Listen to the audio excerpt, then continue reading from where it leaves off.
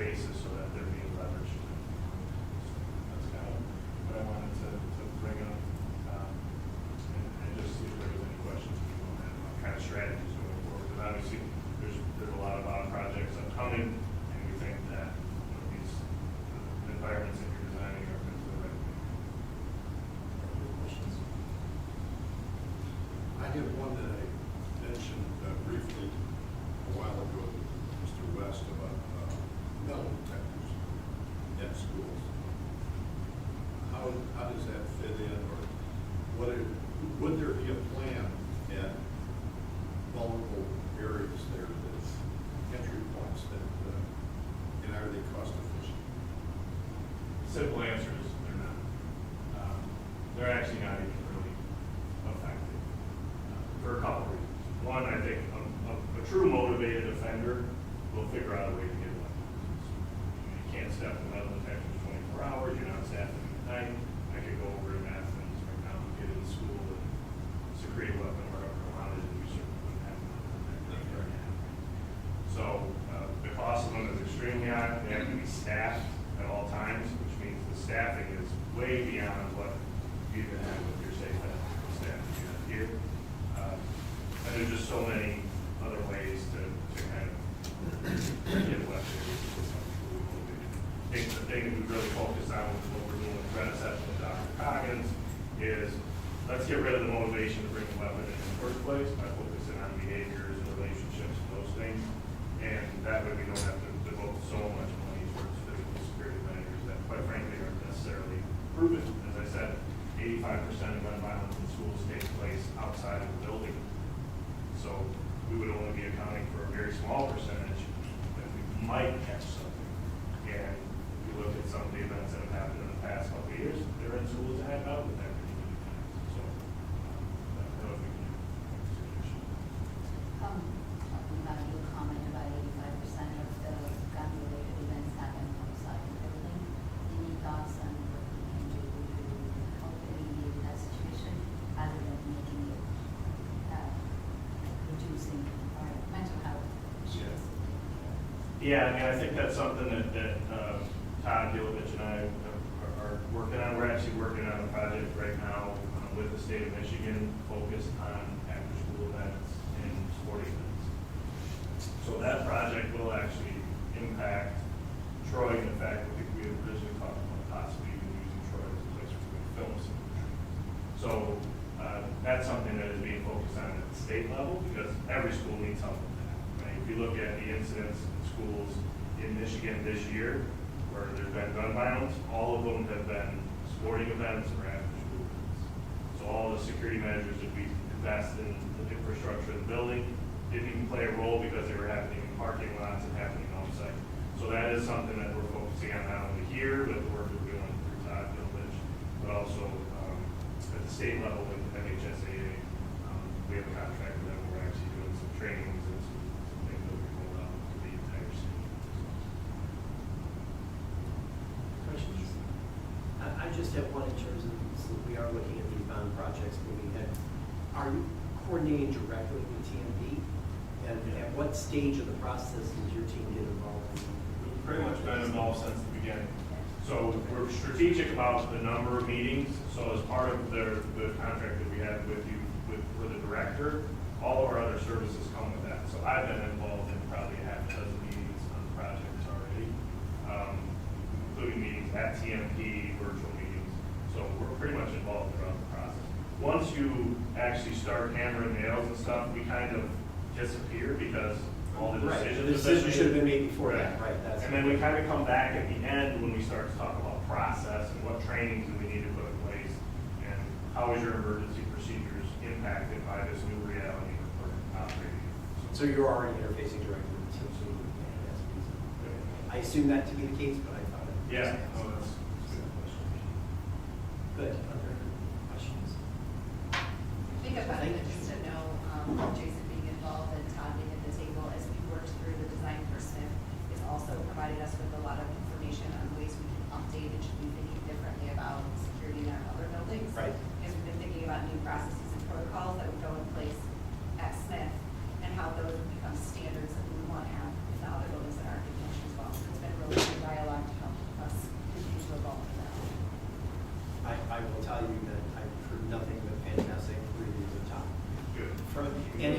entire organization, anyone who's interfaced with him at all has nothing positive to say about him, so. I appreciate that. Good for you to hear that about him. Absolutely. We knew he'd be great, but I do appreciate that. Well, thank you for appreciating it, Stop especially in by. this weather. Yeah. Okay, all right, that moves us to business services update. Yes, we have several agenda items, a couple for your consideration, a couple that need some conversation and kind of go forward, so we will get to it. Bob Carson has joined us tonight as well. He's, as we all know, an integral part of all of these projects, and he's sits through the design and the opening of these bids and has some more detail than what typically I can offer. So he is here to answer some questions if we get into if it's needed. First one is the flooring replacement and polishing projects. We are looking to do replacement and polishing work at Barner, Enos, Morris, Lost, Waddles, Baker Middle School, and Transportation Building. We had coverage for it. We're looking at about $550,175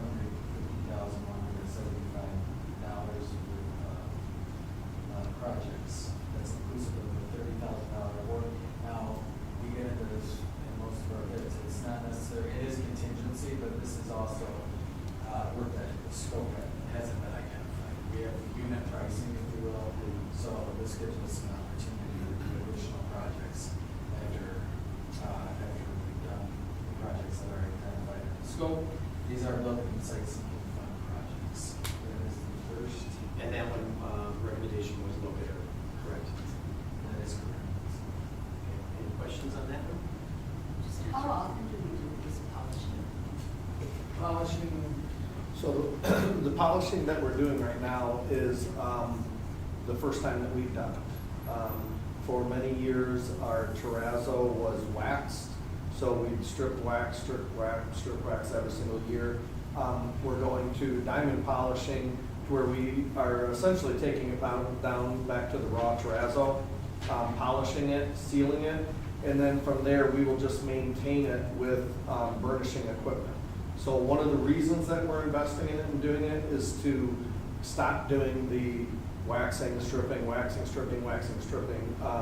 And honestly, the terrazzo itself doesn't need it because it's a hard surface. It's a natural surface, and by burnishing it and using a different, I guess, maintenance application, we save that labor and materials cost. So. How often do we wax and strip? At least annually, in a lot of our highest traffic areas, a couple times, 2 to 3 times a year. And depending. with this, you won't have to do that at all, or you have to do less often? We won't do that at all. We will only burnish, and that will be like quarterly. And when I say burnishing, that's one day. What does that machine mean? Oh, it's just it's a high-speed polisher. So they have pads that have little tiny diamonds in them, and you know, at like 35 RPM, you're just high-speed keeping, and that also hardens the finish. So it's going to harden the finish, and it keeps it, you know what I mean, tight and clean, and it cleans it up as well. But we can do that quarterly in one day, and with no disruption. We don't have to, you know, we can go in there at night or on a weekend or on a break. We did quite a bit. We did polishing of some of the buildings that we did over the winter break. So we can do that very, and if we have to stop in the middle, there's no problem. We can stop, we can pick it back up. It doesn't. And the waxing we used to do annually, was it with our maintenance guys? Custodial staff. Custodial staff. Yeah. So you would save some Yeah. effort from labor from the custodial? Yeah. So it really allows us to do other work. And we save the materials cost as well for the stripper and the wax and the applicators, all those things that we don't have to really purchase anymore. That was really, it's a district-wide approach. We are fortunate, we have a fair amount of terrazzo. So we started this probably about 3 years ago. And we've been strategic on what buildings we wanted to do. We focused a little bit more on elementary schools, and then science and art rooms. Terrazzo, is it like that store out there? Yeah. So what is the cost by not doing it every year? it's like, Substantial. substantial, or? Yeah, it is. It's substantial. I mean, just in materials alone, we're probably saving anywhere $30,000 to $35,000 a year, just in stripper and wax and all the associated products that go with it. I don't really, when I say the labor savings, we're just redirecting them in other areas that we didn't get to. You know, so for the labor, obviously, we're not laying people off or not utilizing them, but we're just able to do other work that maybe we would have had difficulty doing because we always had to put so much effort towards the floors. Any other questions? Okay, we're good on that. Next one, very excited to really recommend the playground recommendation. This is a robust process that's taken place since March, very collaborative in nature with OCBA and our elementary team, Chris Creeford. So the process, the 6 elementaries came together. Again, there was collaborative teams that selected, that had options to select from. Design, they also designed where it's going to be, what it's going to look like. And this recommendation is for the equipment. Okay, we did the site work stuff last, some of the site work stuff. So this is the equipment. This is the equipment only. Okay. So they had options to pick from Omnia consortium pricing, and each building selected their equipment. So you'll see in the bid documents that there was major differences between who selected from Sinclair and who selected from Midstate. I know Natalia had reached out with that question. So in aggregate, they're all around, they range from $419,000 to $477,000 in pricing per school. So, there was some equity and some differences in selection. So this is the equipment piece. What we wanted to do real briefly is to just show you an example. I have Barnard of some of the ideas. And it's really a 2-stage. So the equipment and the installation and the borders and the safety surfacing, we were able to quote through a consortium with 2 different manufacturers, which is really, there's so much lead time, as we talked about earlier, there's so much lead time in everything right now. Looking at these projects and when we wanted to get them started, the other piece is really like the earthwork and the paving, because we looked at the paved play areas, we looked at the jogging tracks, we looked at, again, each of the principals, their staff from all different levels, the special ed. Everybody talked about their site and what was pinch points or what they utilized, what was priorities to them. And those also fell underneath some guiding principles that we identified through our large collaborative team from the district. So we took a district-wide approach, identified kind of guiding principles that everybody agreed upon that we valued the most as a district, and then everybody was able to then have some individual input for their site based on their experiences, their staff, their teachers. So it was really trying to create a standard, but have some autonomy to where everything wasn't the same at every single site, because all of our sites are not the same either. Right.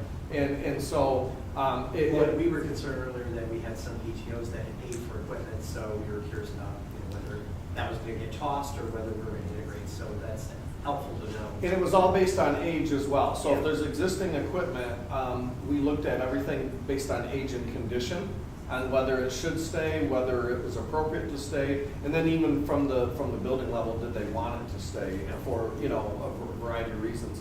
But this alone is just going to be for the equipment, and like I said, the installation, the border, the safety surfacing, and the equipment itself.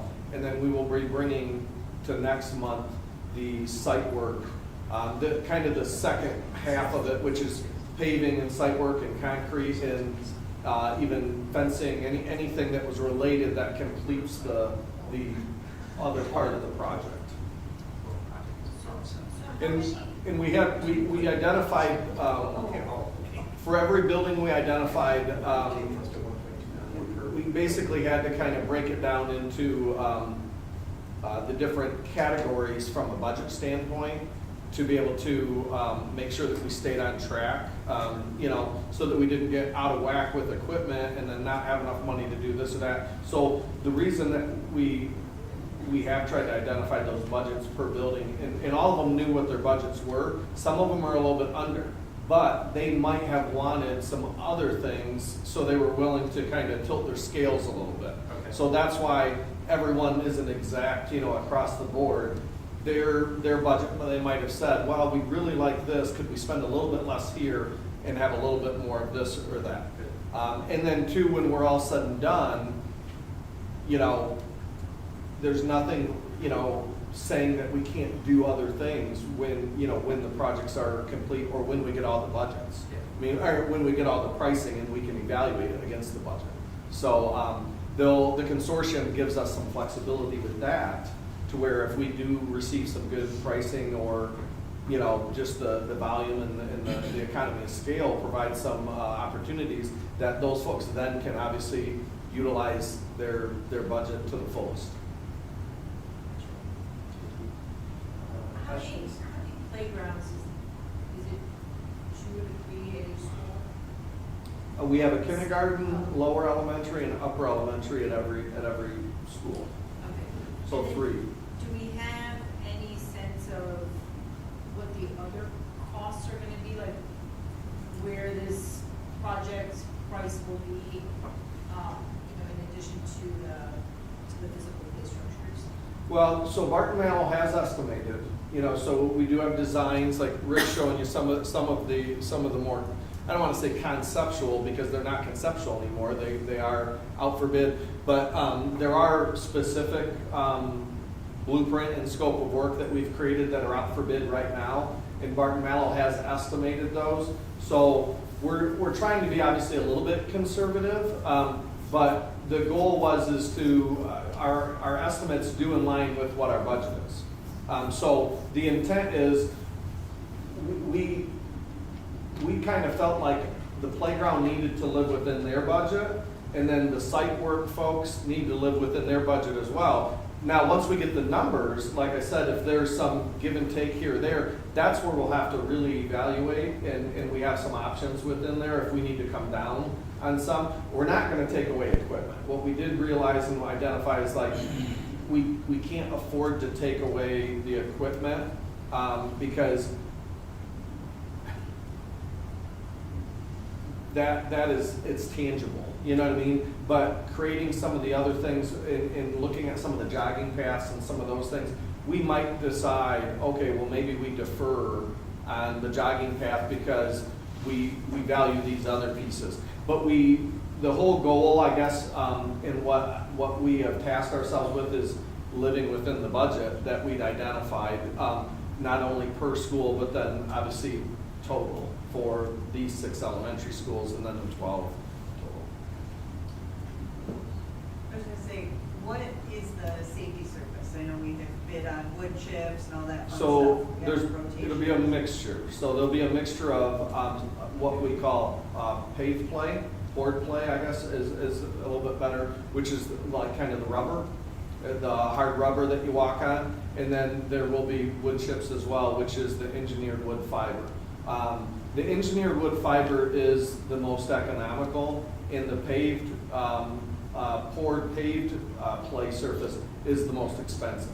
That is a huge budget item. So again, we tried to take that budget per school and find a blend, because everybody wants more, definitely wants more of the poured. It's just very, very expensive that we don't want to have this big poured play area and no equipment on it. So again, it was I believe the playground architects did a really good job, and you can kind of.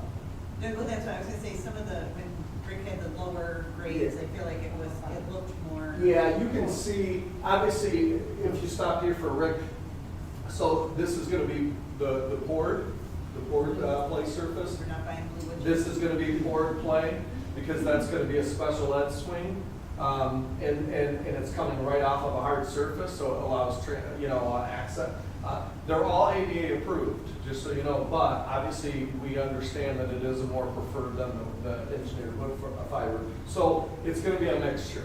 But that's what we heard, that's what they wanted, and we found a way to incorporate it in, so. So in this- that diagram, anything that's tan, that's wood fiber.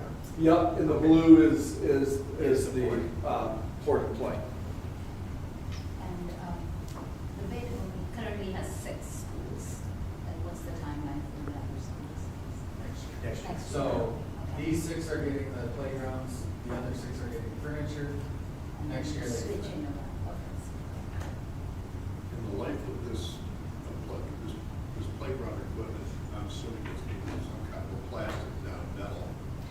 A little bit of both, I mean, the posts will be metal, a lot of composite, But plastic, the slide- absolutely, The absolutely. slide will burn. Yeah. And they last, Kids don't know. A lot of, Yeah, a good thing, yeah. a lot of our equipment now is anywhere from 25 to 30, the majority, and that was something that was done through a community bond and was put in, and it is at the end of its life. 25 to 30, 25 is more realistic in my opinion. We've stretched it a little bit, and it shows, and I mean, and we hear it, but we know that, as you can see, the price tags and the cost of doing these things are quite high, and so, it takes a bond like this and the community support to be able to do it, so it's exciting. We do have some mixture of newer equipment out there. Some of it was a PTO, some of it we actually have done. Some of it we did, do some isolated work here and there. Again, those are most all staying because of the condition and age that they were, but most everything that we are replacing was put in from, I think, the 95 bond. And so it's, I tell you, Predates all of us. we got our money's worth. I mean, but it is at the end of life. Two things that I would like us to have when we present this and go to the resolution and meeting. One is, could we just have a page about the discernment process? So who was engaged and how? And then, because we've had questions about, are the parents engaged? Do the parents have any input? And I think it'd be really helpful for us to say, hey, here's how we put the team together, right? And then the next slide to me would be, these are our overriding, what do we start? Guiding principles. Yeah. Can we have a page that says these are our guiding principles so that it's clear that this isn't happenstance, that we have the right people in the room and we had a process that led to guiding principles. So you did the work, let's get credit for it and make sure the public sees that we did the work. Yeah, I think that's very important. In fact, I think Chris and I knew this. It was an undertaking. The first couple meetings, it's really, playgrounds, are so abstract. I mean, you can to different children, to I have different. strong opinions and not all the same. Oh, absolutely. But I think really at TMP and OCBA, and we've started that, Carl, just so you know, so we've kind of started that because I felt that was important as well. Yeah. And so we can polish it up and just provide a little bit more detail for you in pretty short order. But I'm proud to say that, to be honest with you, I had the least amount to do with it. And that's a good thing because it was the teachers, it was students, it was parents, it Well, was. like I said, I knew you did the right stuff, Yeah. so let's get credit for it. It doesn't have to be long, just Yeah. one slide on the process and one slide on what did we end up with our guiding principles. So it's clear that we have I like the guiding principles slide idea because it plays into our broader strategy as a district, and to show that even our playgrounds tap into our broader strategic plan, I think is important for people to see. So Do you want that for the athletic complex as well? we heard. I'm sorry, did you say? Yeah. For the athletic complex? Oh, okay. Okay, so, yeah. Yep. Okay, any other questions on the playgrounds?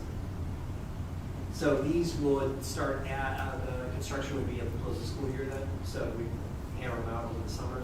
They won't, I mean, it's gonna carry into the fall. We're gonna have to be very strategic, and we discussed that right up front, as part of the process before we even got into it.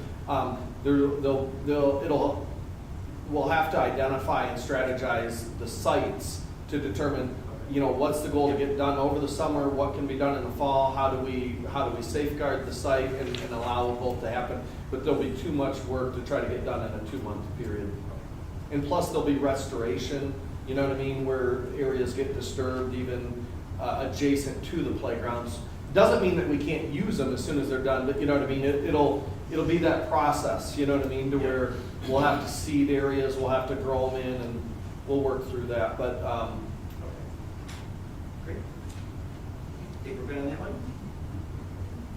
We'll move to athletic complex upgrade. Okay, another exciting project to start with the Bond Works is the athletic complex. You have all had the privilege of seeing this throughout the process without again to have a complete understanding. Just a reminder, we're starting with Troy High, and then we'll move to Athens once we understand more about what that design looks like. However, the auxiliary field and the tennis courts at Athens is included in this bid pack as well. It consisted of 5 different categories. You can see them listed with the total recommended award, inclusive of the 8% contingency, just over $13 million. Okay? So just a reminder, it's the Troy High School baseball fields, softball fields, auxiliary fields, and then the Athens High School, Athens tennis courts, as I mentioned. And those are changing the varsity fields to synthetic turf.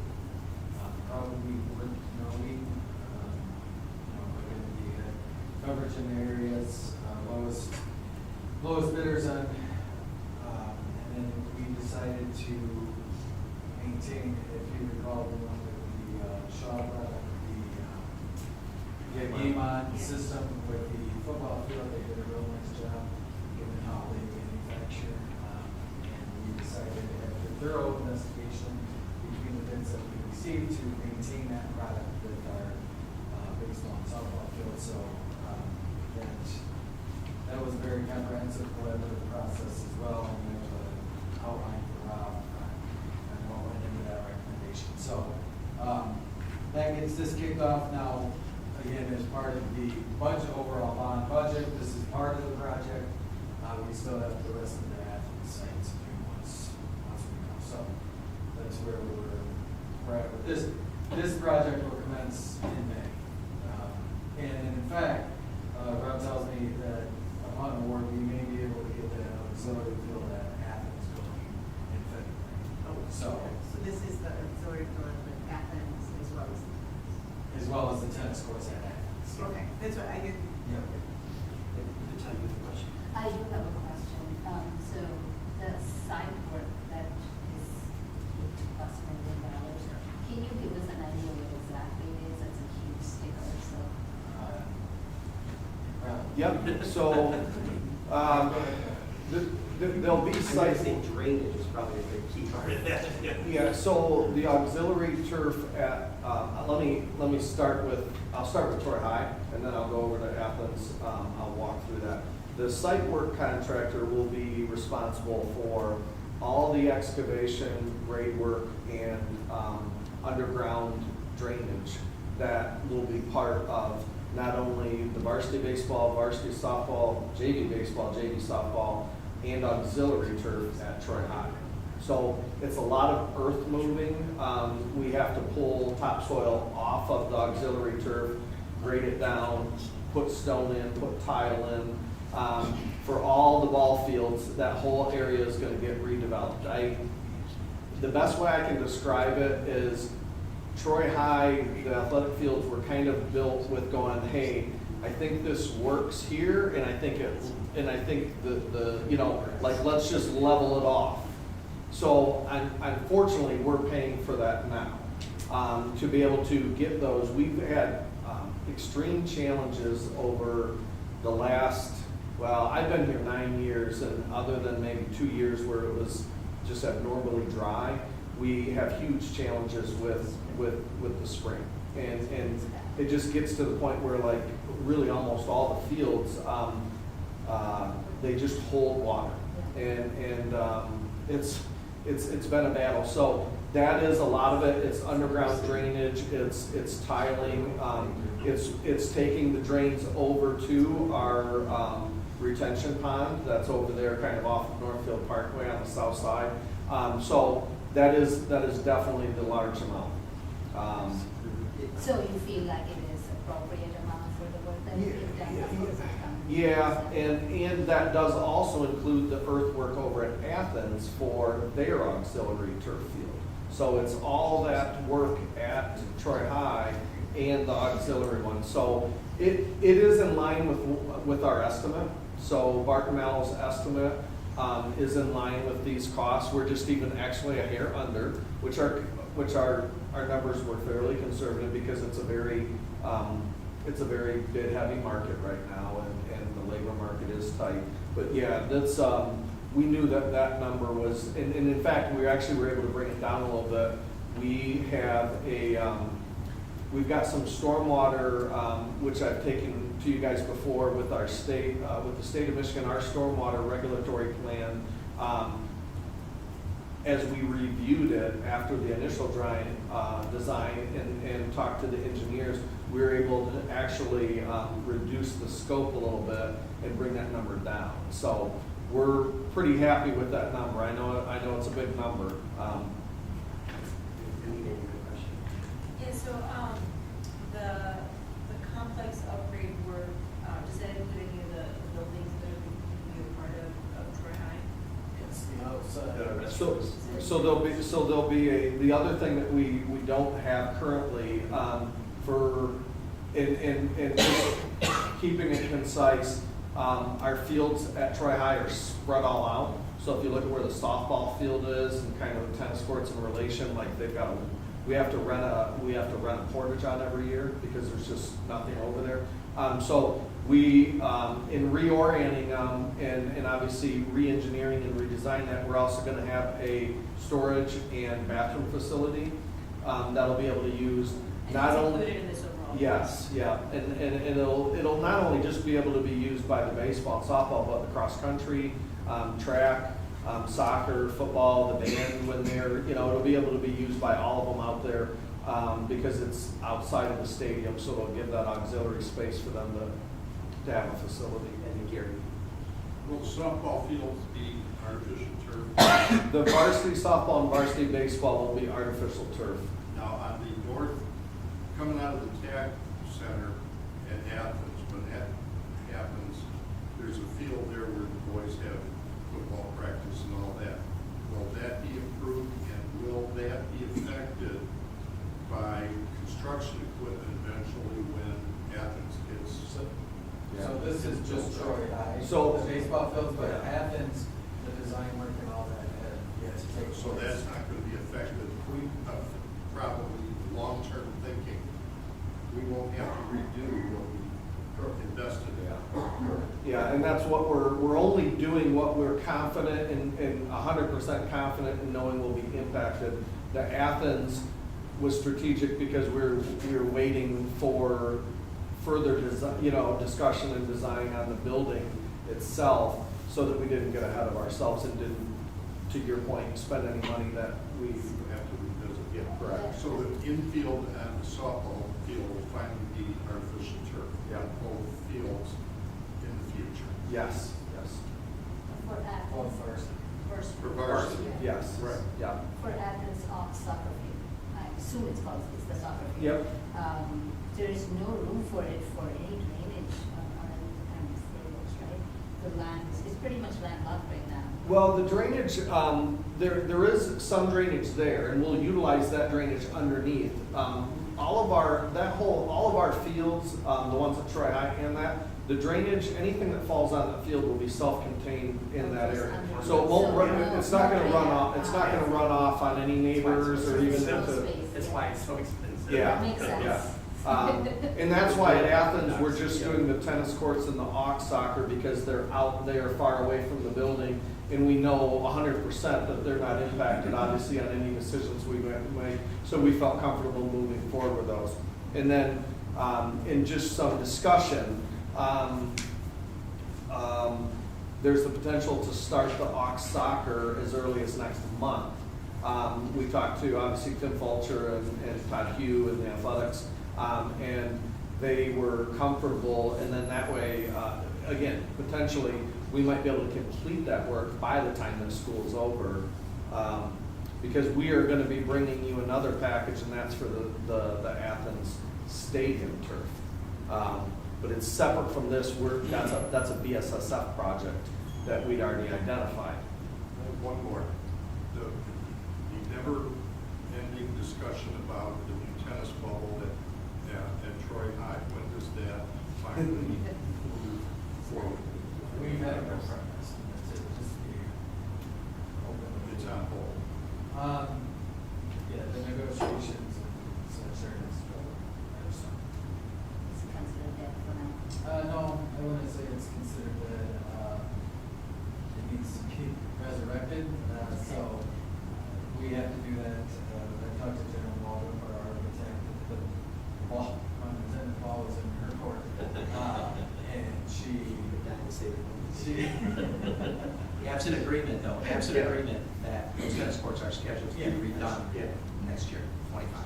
So, absent agreement, we will redo the tennis courts and that way. When she had such urgency when she came. she I know, said, I know. I need it tomorrow. Yeah. And then nothing. yeah. I think they grossly underestimated. Well, the every costs. time I speak with her, there's that same urgency, but it's just, What happens then? It's the reality of doing business right now. So the only question that I have is, will the Troy High work be done before the Smith kids lose their athletic field? Because we know we're going to lean on Troy High for the Smith kids for some stuff. So Is the timing such So the that- timeline for this, the aux, we don't really even call it the aux soccer anymore because what we're doing is creating an auxiliary field really for everybody. I know, it was for So- marching band and other things. Yeah, everybody will be able to use it. The goal is for obviously both aux fields, Athens might be able to be done by the summer. The Troy High one would be done before fall sports. Okay. And And then. we won't be tearing up the athletic fields over at Smith before that. We will. Okay, well, so that, So yes and yes. So our goal is to have access to those. They're also being striped for football, those Okay. auxiliary fields. so our Smith kids And will then use the we will auxiliary be field. tearing up those fields this spring. Yeah. That's it. Okay, so by the time we have football in the fall, Smith kids can use the auxiliary field at Troy If High. that's how we schedule it. And they'll also have access to Mhm. Poland, they'll have access to Right, other, right, right? okay. So it doesn't have to. I be just, those in my two. mind, it was like, that when we were looking at this design, I'm like, okay, we know we're gonna have to lean on this for Smith probably, so it's just helpful to know that. Yeah, we'll it'll be ready. The ball fields might carry into the fall, but that's okay because Right. the ball fields aren't used in the fall. Right. Two Okay. questions. If that is going to be worked on during springtime, so spring soccer, where will that go? So And, at Athens, yes. yeah, so that's what Todd feels that with that field, I mean, we'll still have the stadium in the spring, obviously. We've got the practice field that's kind of north of the TAC. And then worst case scenario, we also have, Larson has that large athletic area that's really kind of just across the road. Across the But street. Todd Okay. doesn't even, Todd isn't even sure that would even be necessary. Because the spring season is really condensed. You know what I mean? It starts like March 15th, but between the stadium and the practice field and the games that they play, Todd was pretty comfortable that like, For 3 girls soccer teams? yeah, I mean, Okay. again, I wouldn't, Yeah, exactly. Yeah. Okay, all right, that's what Yeah. I meant, yeah. And are they going to be built bathroom facilities also out there? If they're going to be used for football and marching band and everything? Because it's so far off, Yeah, all the way at the end. we don't at this time. Okay. We don't at this time. It's, That's important. it's, Well, it's yeah. not data. I know Or they've just always walked had, up, yeah, yeah. they've just walked up, but it's Well, gonna be the- Marching Band and more. Yeah, the stadium's a little bit closer as far as the concessions, you know what I mean? It's kind of like, it's a little bit shorter walk. I'm not making, you know, I wouldn't wanna, I mean, I'm not a student walking it every day, but, it was, at Troy High, you'd have to walk all the way around and, you know what I mean? But, yeah. Well, the athletes folks didn't identify that as a.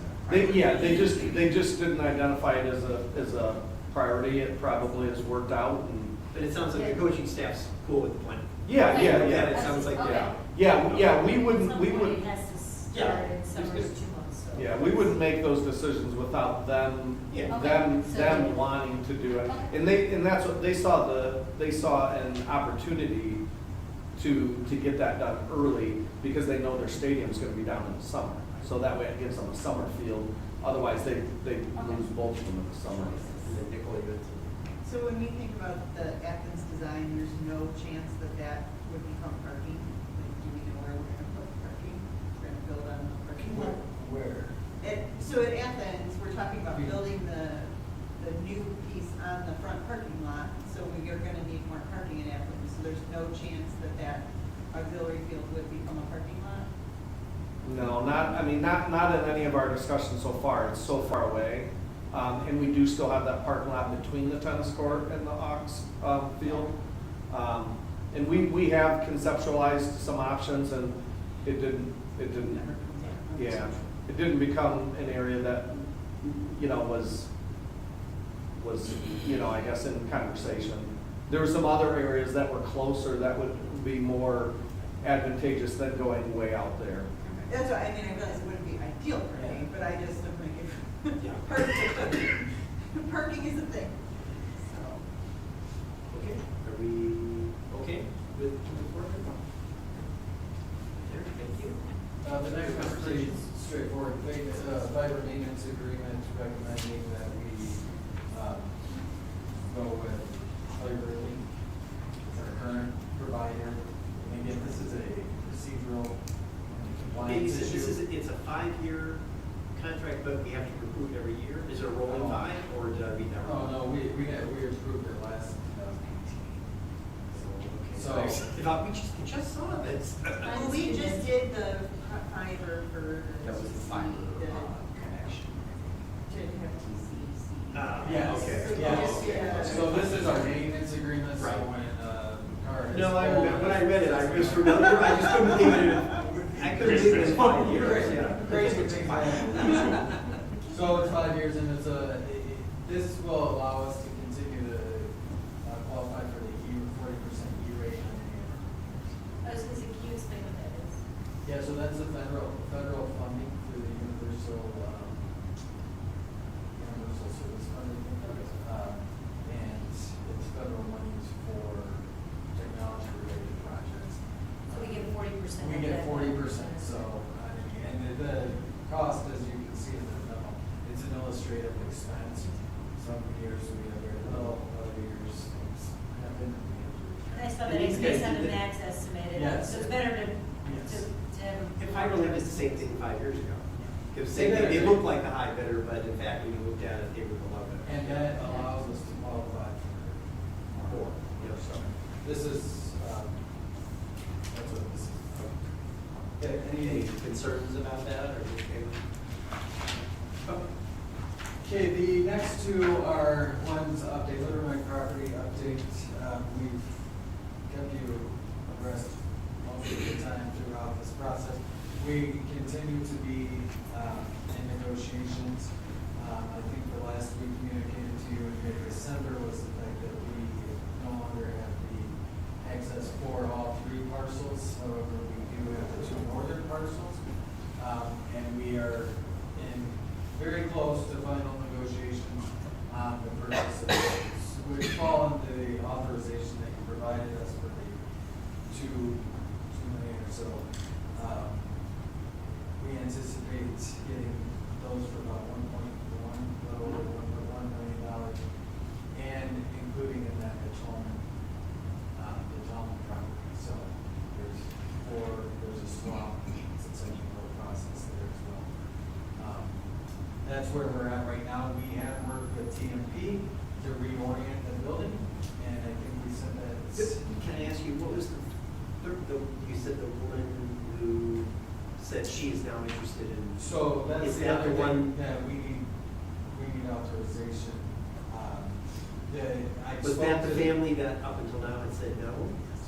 Oh, all right. So she randomly called me over break and indicated that she was interested in entertaining an offer. So this is the fourth property that's right next to our Correct. main access road. Correct. So there's one in the middle that we won't get, but we could go around it. We will handle Okay. Like, So like Athens. we're gonna end up landlocking a different lot. Yeah. it. There is nothing on that. Yeah. On the lot that is, they're not Is that, selling. is that owned by the same, who's that? That's owned by a gentleman named Mohammed. I spoke to Mohammed. So the technical piece was Gary Evans and Mohammed were in partnership to develop the 3 parcels. Oh, he's a partner with them. 16. Right. So they were gonna develop 16 homes. Right. Across the three. Yes. My operating assumption throughout the negotiations was that they were a true partnership. Yes. Okay. I found out late in the process that that wasn't true and that Mohammed wasn't coming along on the deal. I spoke to Mohammed myself. What's this plan to do with this? He wants to build houses. That is a bigger lot, right? It's a double lot. It is, That it's a bigger lot, yes, but there's very little capacity without. Two houses. I know. Without. That's what I was saying. Fewer. So we're gonna get the 2 northern ones, we're gonna provide access into the site, we're gonna orient the building to the north. And it'll be a little more serene, I mean, if you can picture Larson driving into a Larson lot, it's off the main road, and you get back there. So that's the plan.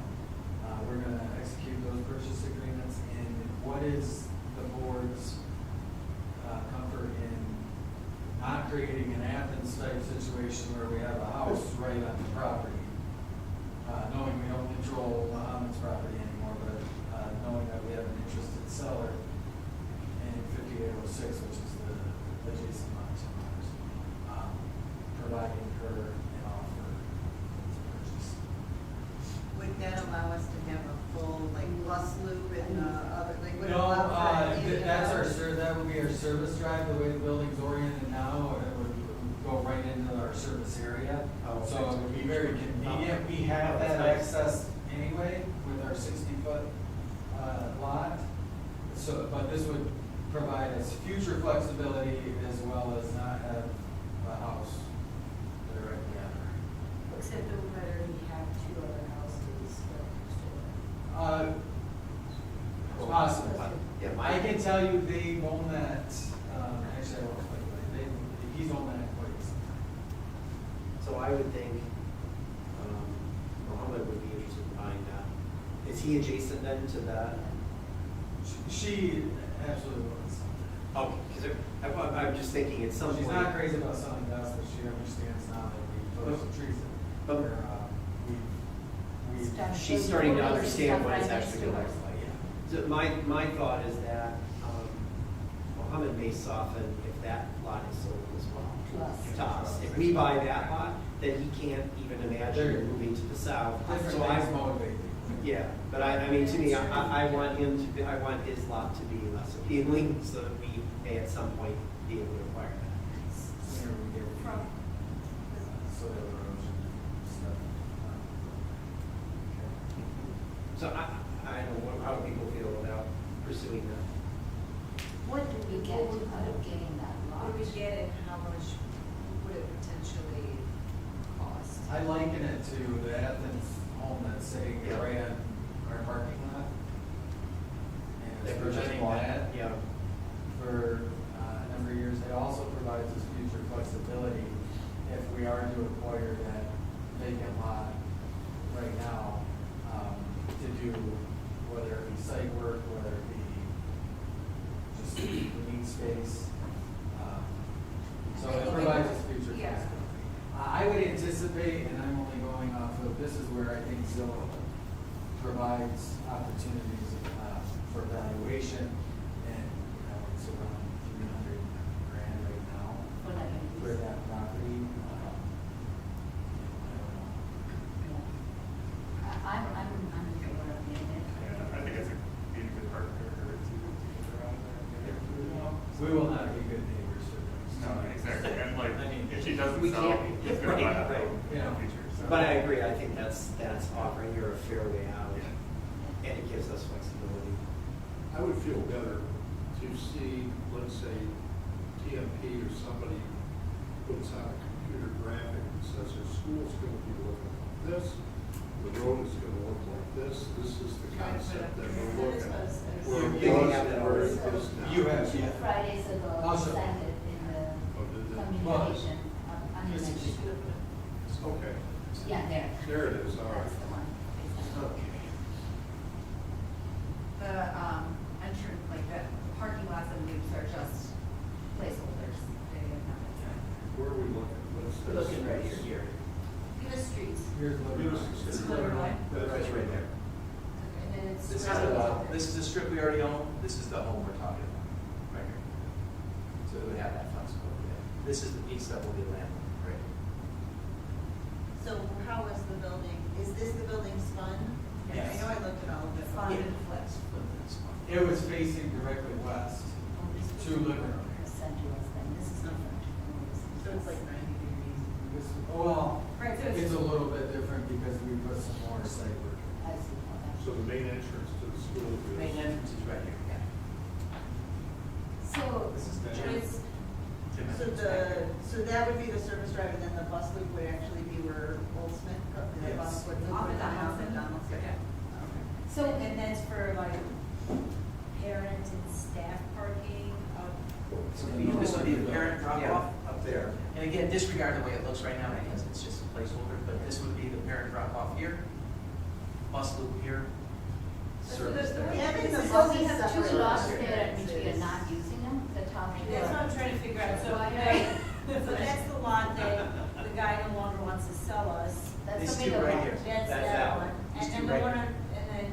The top two are what we are This going to one, own. Yes, the top two are. And we are not taking advantage of that space, Yeah, we are, Yeah, because we it's are. the drive right here. That's- but the rest of the space is all empty. It's Well, quite, there's where quite a we have- big of elevation change. Green. Green space, Yes. okay, so it's We open. believe in green But not But covered. between the two drives is the two parcels we currently don't have access to, correct? Okay. Which is much like So- the Athens situation where you, like, there's a how you drive. So this is the one that the lady is trying to sell to us, Correct. that's impossible. Correct. This is the one that's going to be landlocked at this point Correct. after that. Okay, so we would get this space possible. Okay, that, access to it, right? It does give you flexibility.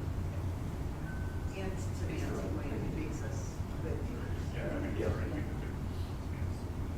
The school is that- going to be right in her So fair backyard. market, fair market value, offer, negotiate, and bring it back. I mean, it would Yes. be subject to your approval, of course.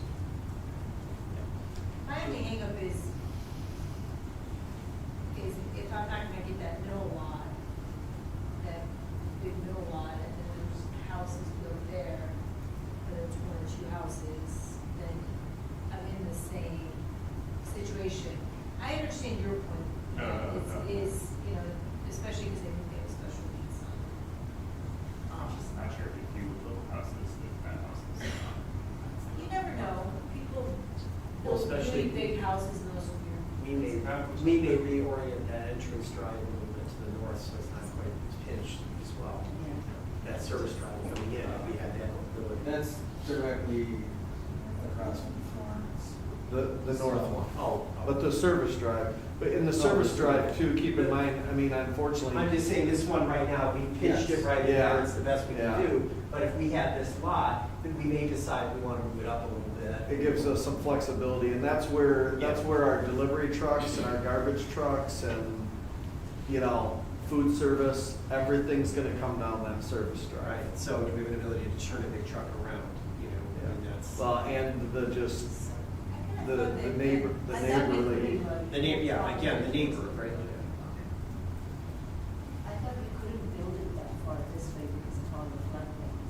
floodplain is way Slightly rather. It's We're actually, kissing it's the actually, floodplain. We're not. Yeah. It it's actually, actually going to go further up, so we just don't have that most updated slide. I see. So this is just a. Now, before we were gonna have to demolish part of the old pool, and now we don't have to, if I'm seeing this correctly. Right. correct. And it's hopefully gonna save us a little bit on elevation and site work and land. Yeah, that area down there is very flat, so we've saved we save a little bit of site work and topography. We save from not having to take the old pool down, so there's some cost savings there. Woo-hoo, sale.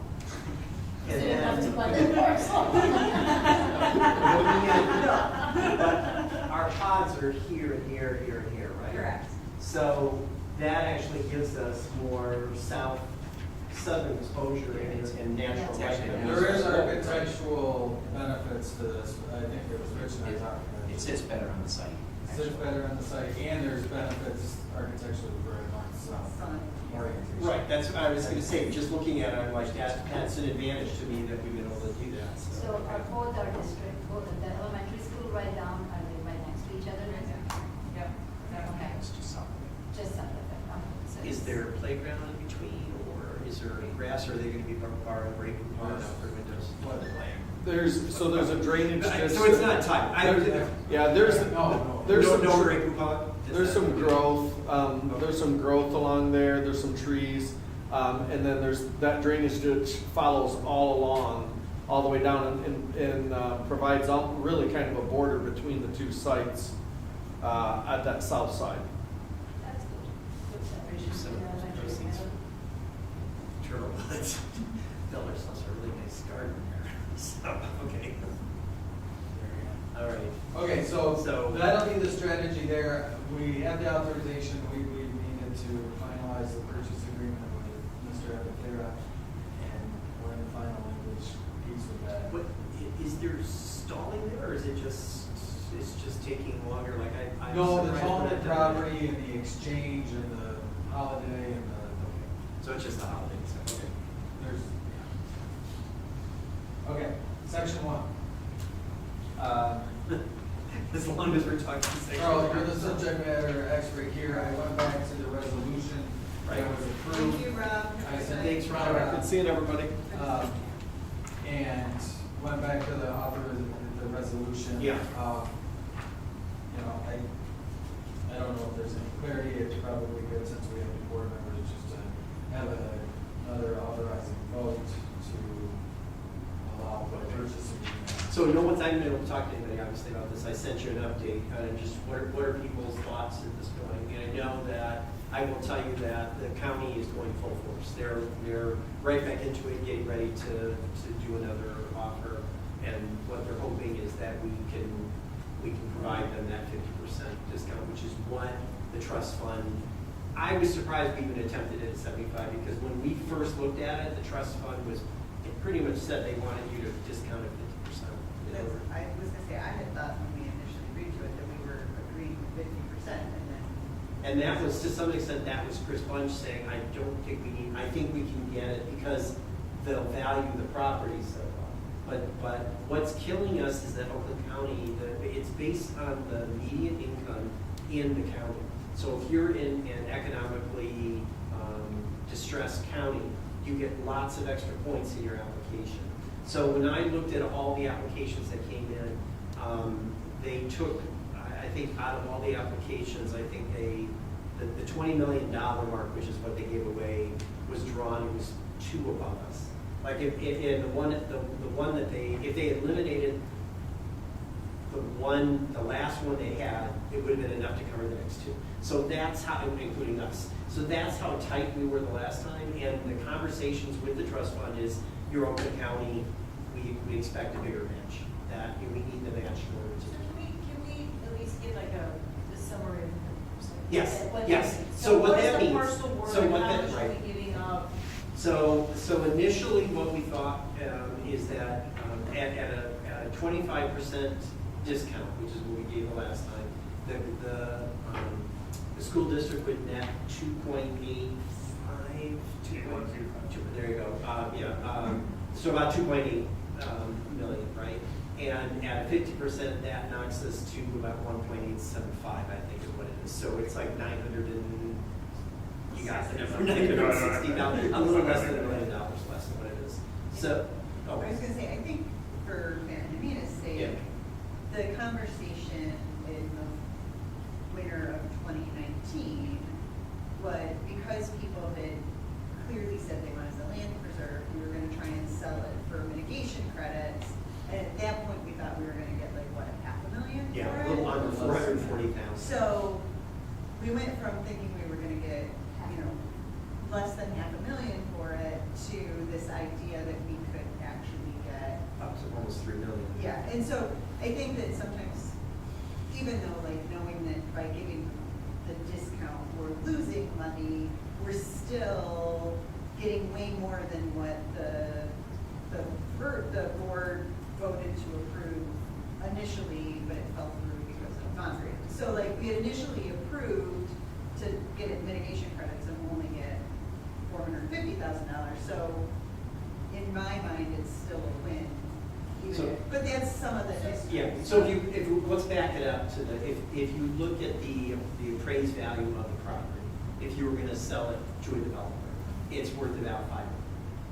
Okay, now that assumes that any developer could get by the EPA, because one of the things that became clear when we had it assessed by ASTI, it is that which is an environmental engineering firm, kind of has been evaluating it throughout the years. If we go back about 8 years and we start talking about this, the issue is that in order to build on it, you would have to literally build bridges across these wetlands and try to build these individual pieces of upland. And in the process, you destroy all of the high quality forests. Because the only place you can build is where there's high quality forests. And then in order to do that, you would also then end up destroying. Like credits, somewhere else, unless you do that. Probably, yeah, and or even if you could preserve the wetlands that were there, you wouldn't really preserve the wetlands. What you do is destroy the ecosystems that are there. So what you'd have is a lot of lifeless ponds. You wouldn't have the Lakeland Prairie. You wouldn't have those things that are rare. They're rare landforms that are.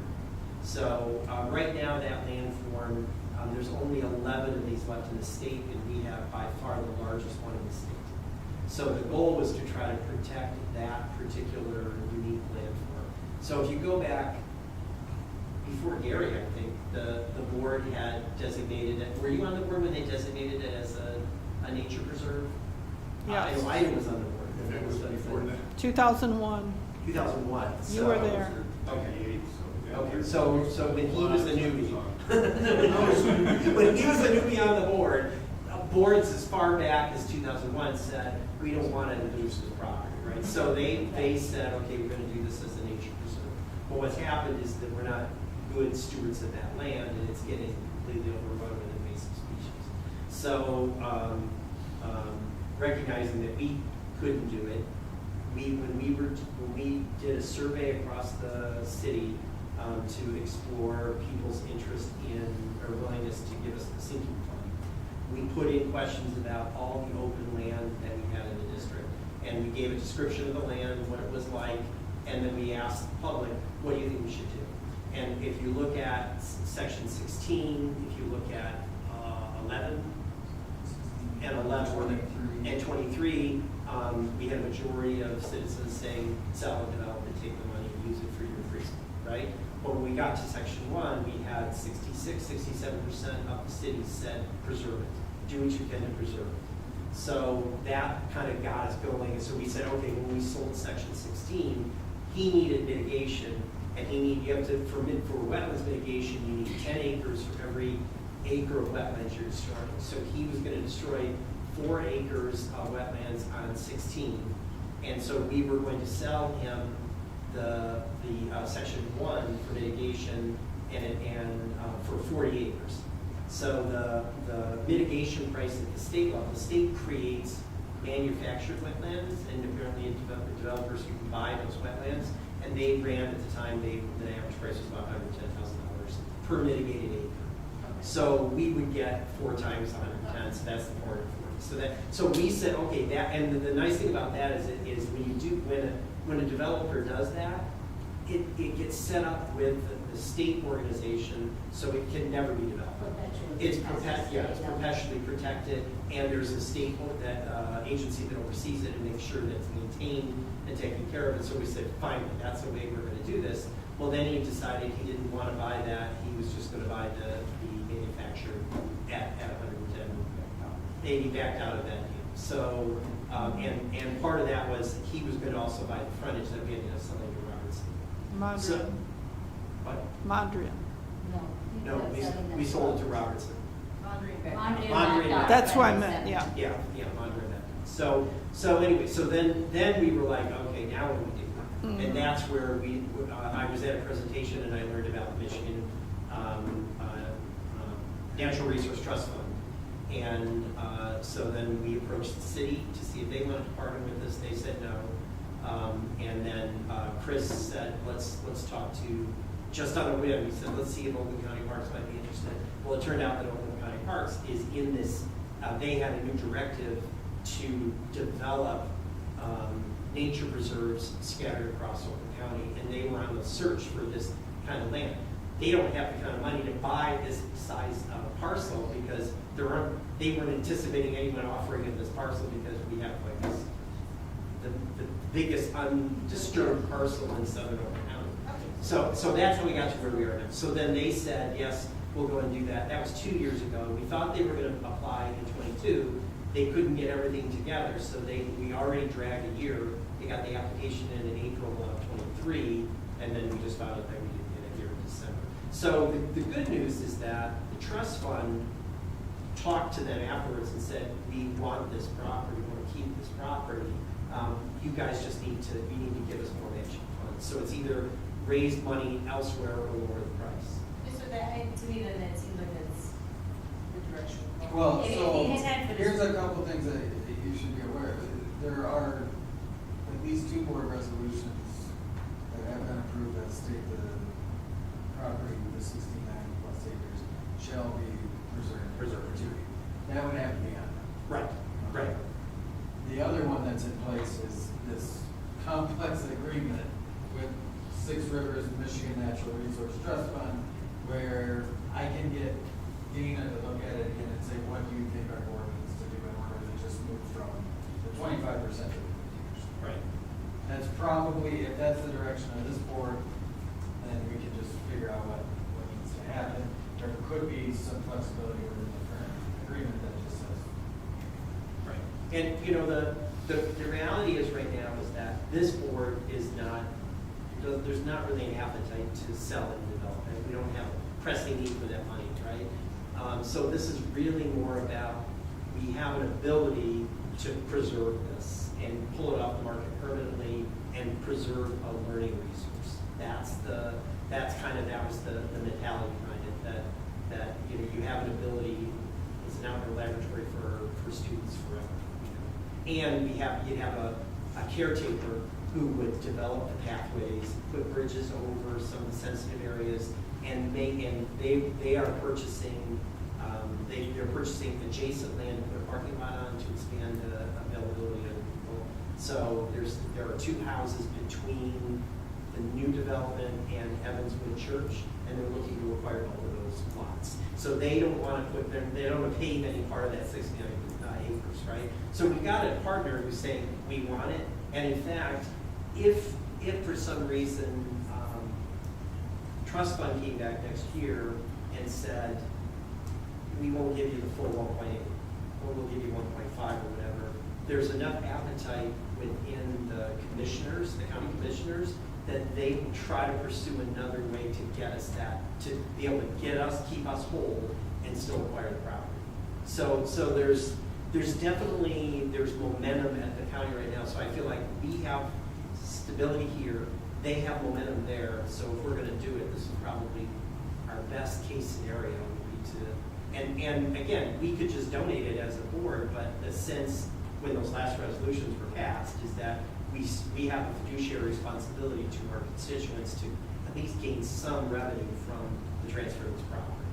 So that was kind of so if that helps the two of you, because you've already given a lot of this is 8 years of conversations compressed into I was 2 years ago. Yeah. So what we would be asking from you all is, just give Rick the authorization to go back, talk to Dana, see if there's leeway within the current resolution to just move forward with the 50 versus the 25. If not, task If not, Dana yeah. with writing a resolution that would cover you moving forward, that we would bring to you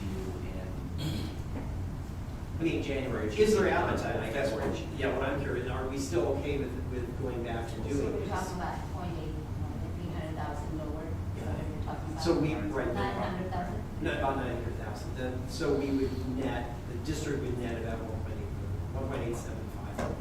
So, That was an extremely good, excellent presentation about this, really, going back 25 years of this history. Yeah. And going from the day of the spotted turtle to today. I may have a binder of the spotted turtle. In terms- I gave it. In terms of where we were at, how we're trying to preserve this, and following, obviously, the superintendent's recommendations to where we go, and then let's move on. That's my whole. So, yeah, so to me, it's like, I guess everybody's so comfortable with trying to preserve as opposed to. The reason I asked about the history is, that, No. you know, if that's been the discussion and the intent for so long, and if there were community surveys going, maybe that's what the city or Troy community wants, then I think, you know, we asked for bond money and they gave it to us, that we do approve, because that's what we wanted, and if we've done surveys on this, and they say we want to preserve that 69 acres, then, you know. So I'm okay, I'm okay. I have a few people on my street that actually brought it up a couple times in the past 6 or 7 months. So they obviously still. Well, and I told Melissa, I said, I don't anticipate, I said, nobody came back, I said, hold. So I said, I don't anticipate that's the case, I think, go ahead, but if we weren't comfortable, I want to tell her right away, stop, because they're running at, at 90 miles an hour right now to get that application ready, under the assumption that we would be okay with readjusting. So, okay, so it sounds like, We'll report back. I mean, there's, yeah, I think you're right, it sounds like it's probably just the one agreement, we just need to adjust. yeah, I don't think it's, Yeah, I just felt like, especially with the two new people, that I want to make sure everybody felt we're still okay with pursuing this, even though it's not what we thought it was I going to be. appreciate the email, so thank you. Another email on section. That's good. Okay, well, thank you, everybody. I will let her know that. 'Cause and the nice thing is, we don't have to do anything really. Like the application, all the stuff, all our work is done. And I said, yeah, I just need to, she came back to me and said, can I help you? And I said, no, I just need to talk to everybody and make sure we're all thinking the same thing. So, okay. Yeah, final break. Rick does that to us every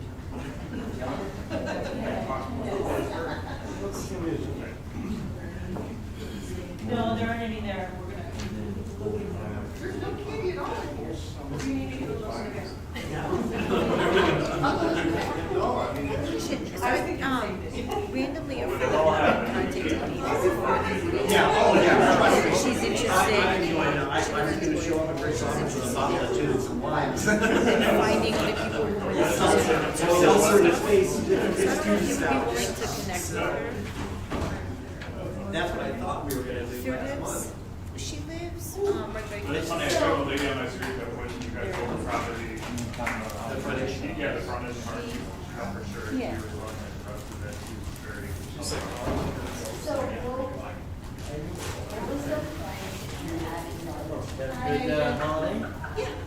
Oh, we didn't do that. That was, Paula's husband wanted to do a story on it. We're like, not now, Paula, not now. Yeah, wait for the time. But the thing is, I Is it told you her and when I went the out there. grandchild?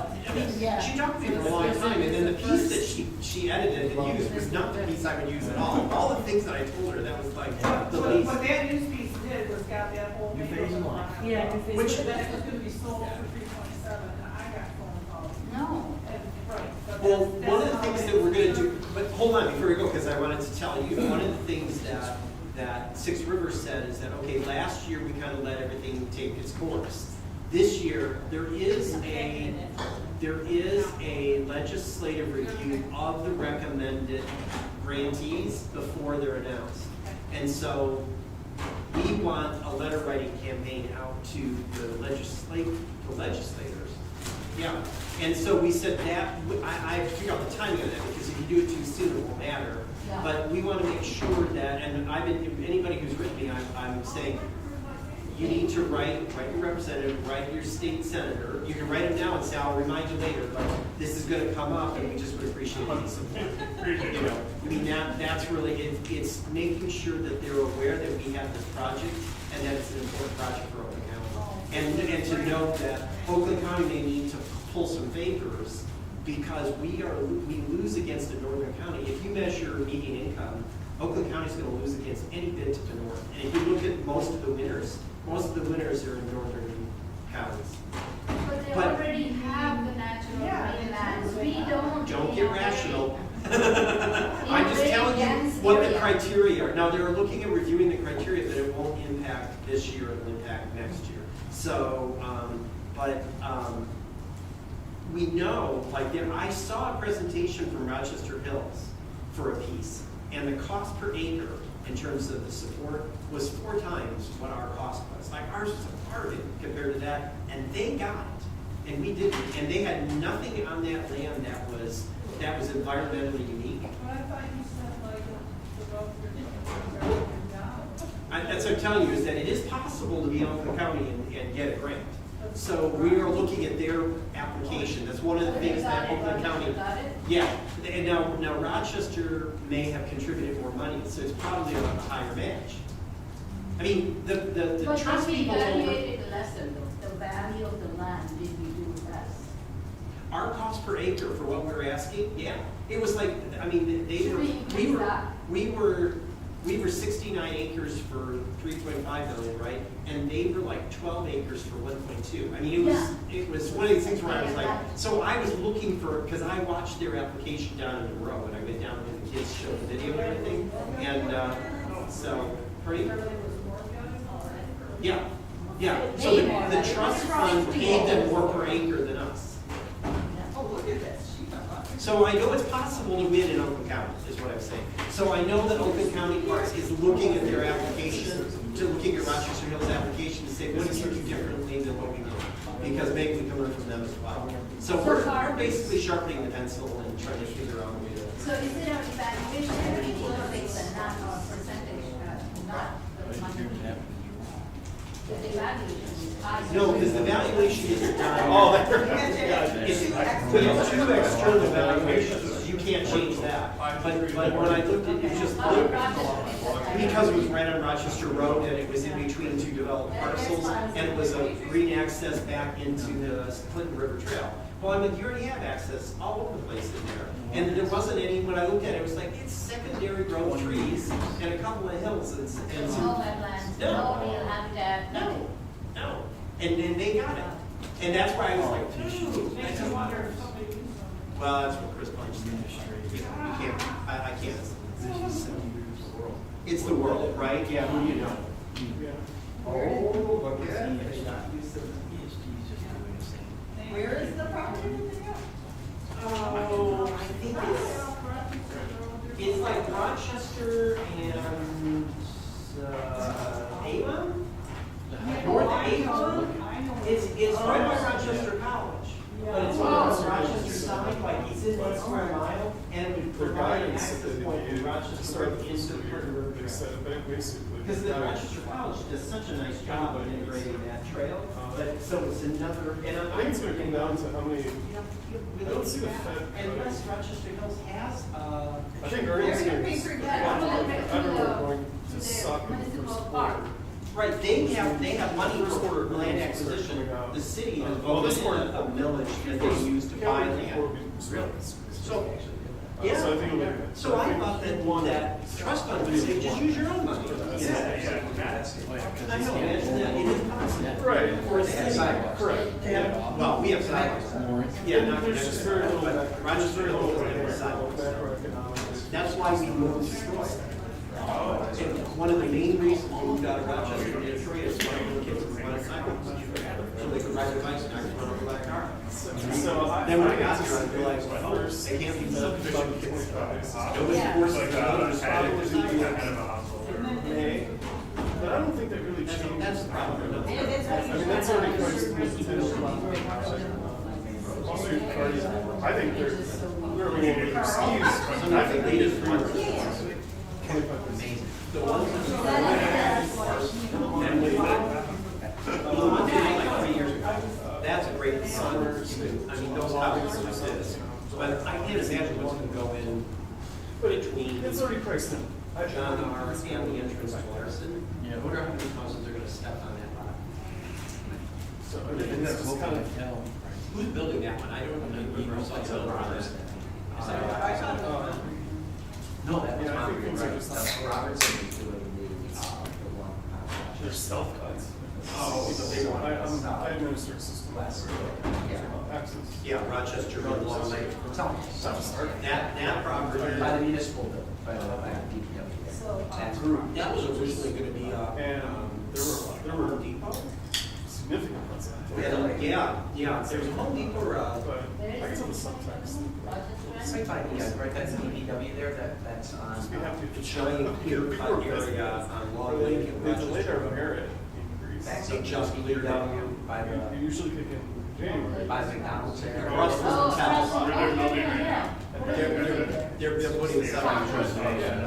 That's eight, that's a mix. Right next to it is a- It's like, He said it was mixed, yeah, yeah. 80 some units, I think. Oh, yeah, they have to be. I just read Probably not the somewhere, first time in a long time. South Boulevard, Now, Actually, like I Rochester, drove back, you know where the- there's a bunch of trees Right. the next day. Gone. Oh, it was.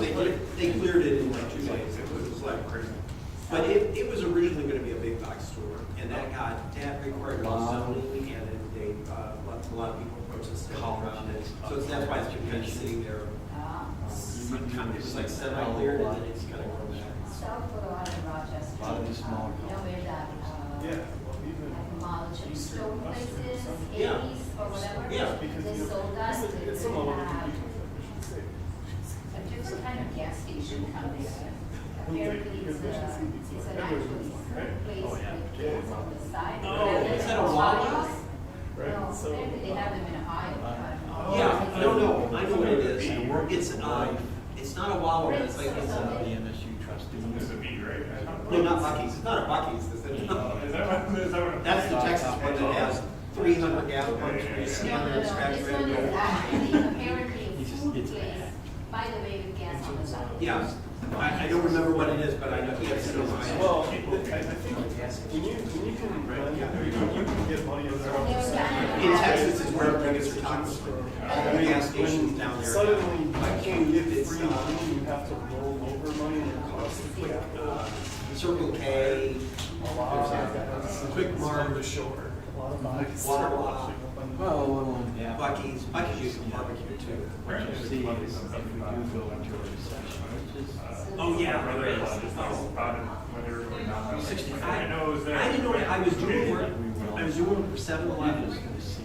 and we were talking about Just release all their. breakfast tacos, You're gonna because it's such a big business down there. Budget. And so I was Clear their in balance sheets. DFW and Austin and San Antonio. I went through three of them. Fourth one. And I was in, I'm in the second city, and someone said something about Wash everything out of the. Buc-ee's, and I said, I'm going to see a Buc-ee's. Oh my God, I got to see a Buc-ee's. So when I was driving between the cities, I was like, all right, there's a Buc-ee's, let me get off. And then I just stood at my car and stared at it. Is that a family-owned business? Because they themselves are. Okay, I think it is then that they were, Selling, they so were they even can't going to have afford some to kind write of, bills for also, coupons at 5 or 6%. chargers in there. Electric chargers. Because. And I mean, Buc-ee's was used to, like, I was the one between Dallas For the first time, the interest on the. and I'm not kidding, I think there were 80 gas pumps. Yeah, that's. So we're not It was like a football field, and there were like 3 cars in it. I'm like, why do you need 80 pumps in Texas? It's always gonna be big. Oh, yeah. And I wonder, are the gas tanks under any bigger than any other gas station? Do they just pump them all so they can Oh, that's compress it?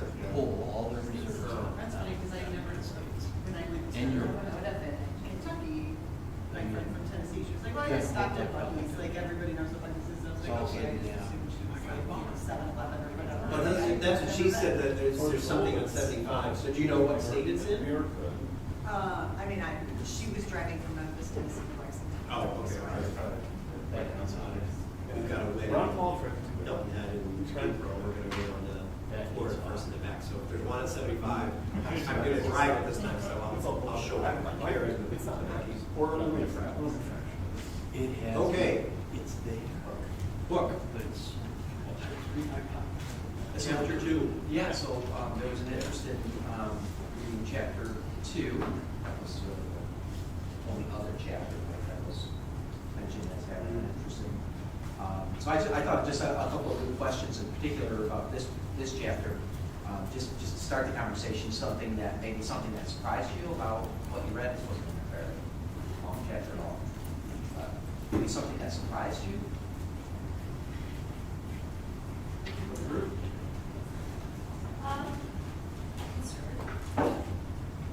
I was,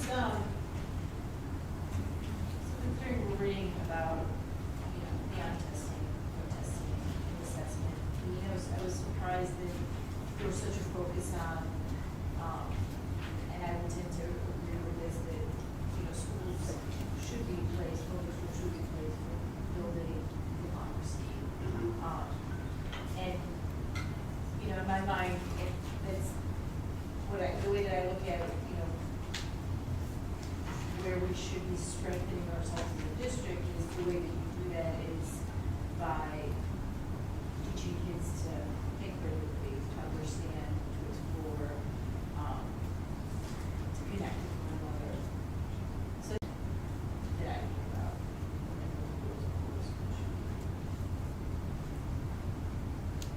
Yeah, and then, I think it was the last part of it, was they were talking about the community deciding what the school should actually be teaching, just because there's so much information out there that you still have to compartmentalize. Like I said, the students need to learn to be successful in life. So it's just interesting that we kind of talk about the community schools aspect of things based on the demographics that require what you should be learning. And I thought it was interesting just because we live in a society where it's like the state, mandates these standards, and everybody kind of has this feeling. Yeah, exactly. Big stuff. And everybody has an idea of what education should look like, but is that something we should do for all schools? And what struck me in that chapter was we read that book the first time 3 years ago. Or even 5 years ago. I'm sorry. We read it with Jennifer, so Jennifer knows. Oh, right, okay. So that means it was. So I had, forgotten the details of it, and when I read chapter 2, what struck me was all the parallels to the Porter Credit that we were, when they talked about what is the parents say that they want for their kids, and so many of the things that we talked about showed up in there, and then when you read the 6 bullet points at the end of the chapter around evaluation, or how do you assess when you're succeeding, like, wow, there's some really significant parallels between where we netted out and what she was recommending there. So it surprised me in reverse, because it was like, oh wow, we thought we're discovering something, but we're actually calling up some of the things that, and she talked about throughout the chapter, sort of the things that rise to the top from employers, from parents. What are the skills that are really most critical for a kid to have? And it's like, it's not, it's a lot of soft skills. What surprised me is I was doing a lot of self-reflecting when I was reading this as to what I had learned when I was in school or whatever and everything. And I, to my knowledge, now going back, don't think I've learned any of that in the schools that I have gone to. Okay. So most of my focus is more on knowledge gathering, learning basics of how things work and all. Not as much, even when we learned about democracies, it was more from a historical perspective as to what happened, what should have happened, kind of thing, more than reflective perspective as to what you should do in a democracy.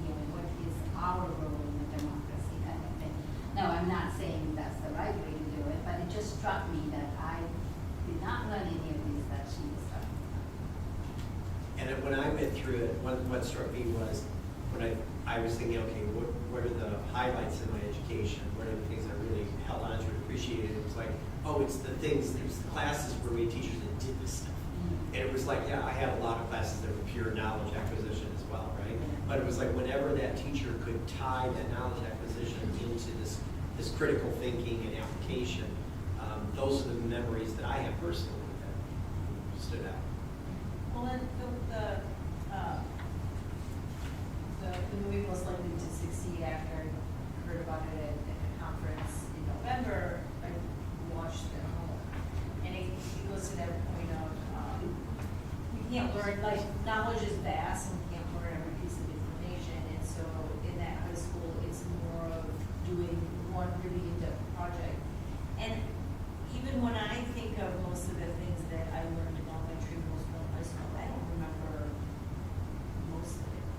And so then the question for me now as, as an adult is, how useful then is just cramming a bunch of knowledge in short-term memory, and then you just dump it after you take a test, or are you spending a lot of time to accomplish something that doesn't have long-term effects? I'll say it that way, because all of those, other than maybe I learned to force myself to study really late into the night, so I can cram it, but then it's not knowledge that you take. And that, sometimes when I read some of her stuff, I think there's some value in being able to do that, right? Like, we all have to cram at some point, and there's value there. So it's like, okay, so I feel like when I read throughout this book, I felt like, don't completely take the pressure off, because you got to learn how to deal with pressure in life. And I feel like the two authors would like to eliminate most of that. But go ahead.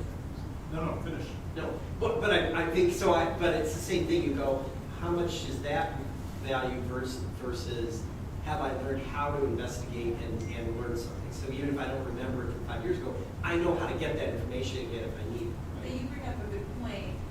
When you're working at a job, you're going to have high-pressure situations, whether you're a doctor or you're on the line in a factory or you're a supervisor, etc. I've been a first-line supervisor. And those are really high, stressful situations. And so, there is a benefit to some of that stress that you experience in school. So how do we find that balance? Right. Each generation, I think, is different. Back in my high school days, which learned you went to high school, you learned, you tested, you gave back, you graduated, you avoided the draft. There was Vietnam. No, this is No, keep this is going. where I'm Keep going. going. You were either drafted, or you volunteered, or you were deferred. What happened? There was no form of critical thinking like I'm seeing in the district here for my tenure.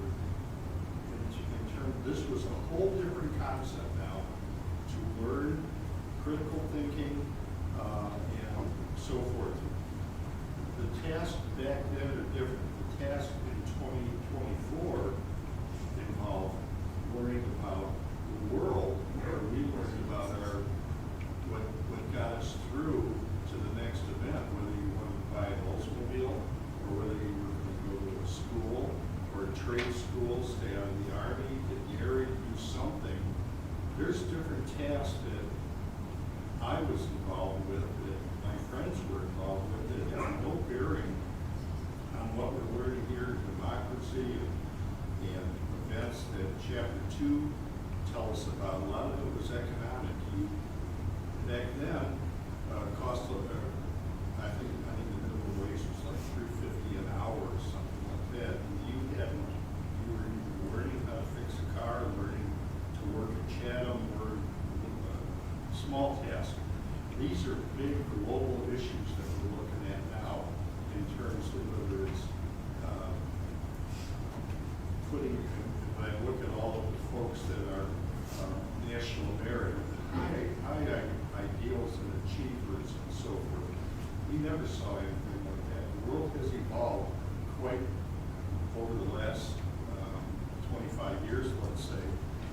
to this, where we're in a position where we are offering our students things that were never thought of before in terms of a complex world that is interconnected, that is dependent on whether it's oil or economics or world peace and so forth. So this is where this chapter itself is very important to get across to our students now that says what you're learning now bears fruit in the next 10 or 20 years because everything is starting to be compressed and it's been working so fast for change.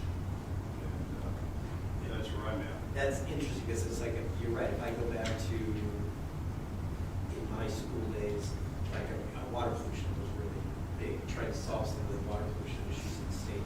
And it's like, but as a student, you would write a report about water pollution, right? You look at our summer institute learners that we went to, the middle schoolers, they're out there trying to, it's not just reporting, oh, we need to reduce our fossil fuel usage, right?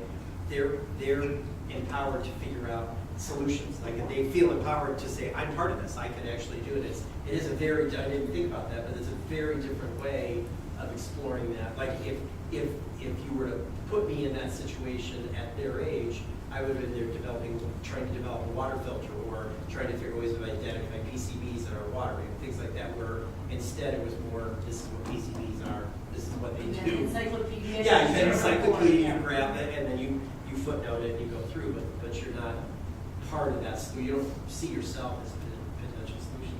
So you're right, that is a.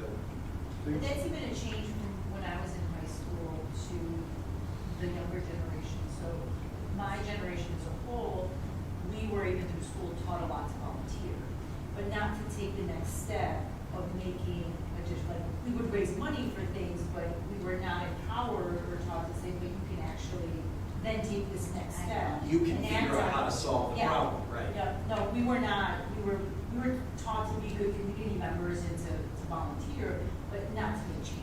Well, and So given that's the. the conversations we had with the kids at the Summer Institute, they said they did that more in the Summer Institute than they do in Class Now. So Class Now may not be that different than what you're describing, right?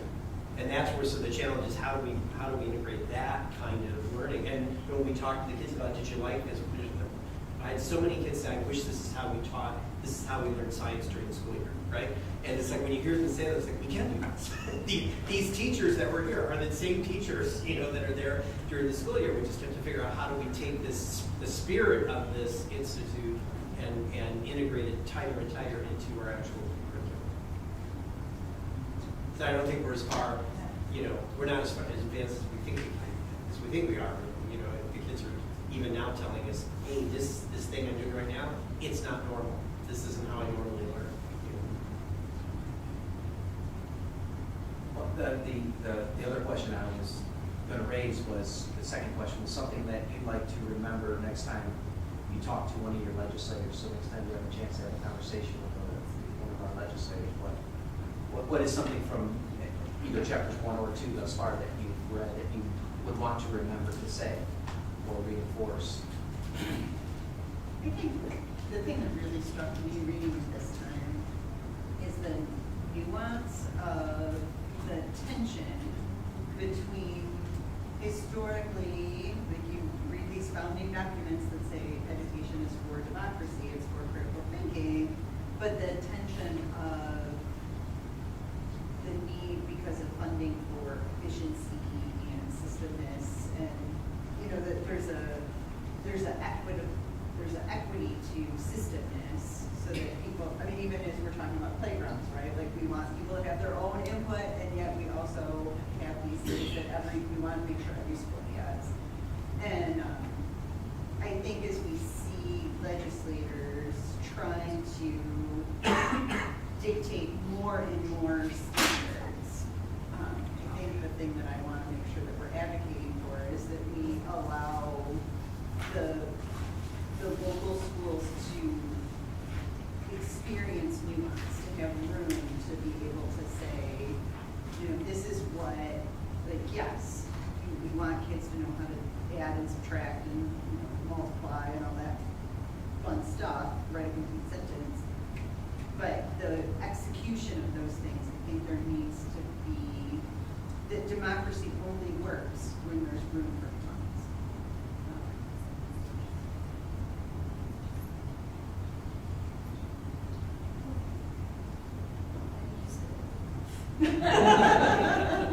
Oh, I think about it through the perspective of there's a call for, there's a continued call for action as when people think about the things that public schools should do. There's a continued call for action, you should do this, you should do that. And there continues to be keeping on of expectation. That used to be the role of the home in many cases, right, or the larger community. That's been heaped upon schools, and now we're expected to be security agents and, not agents, security, mental health professionals. And yet we're still saddled with a very traditional seat time experience. Kids must get X amount of minutes, days in school. So if you want us to do the things that you've saddled us with doing, and we need more flexibility in order to do that, or to the nuance, I think is a nice way of saying it. We need to understand that there's nuanced approaches to doing this, and that not every school or not every community is going to look at doing it the same way. So by providing flexibility, you will unleash communities to do things differently, which is going to spark different ideas. Yeah, no, I mean, I'm one of those people, I personally think that at an elementary level, kids would probably benefit more from an hour and a half lunch where they can eat for 40 minutes instead of actually this elementary school lunches, and it's horrendous, kids have 10 minutes to eat if they eat at all, and then they have 20 minutes to play outside.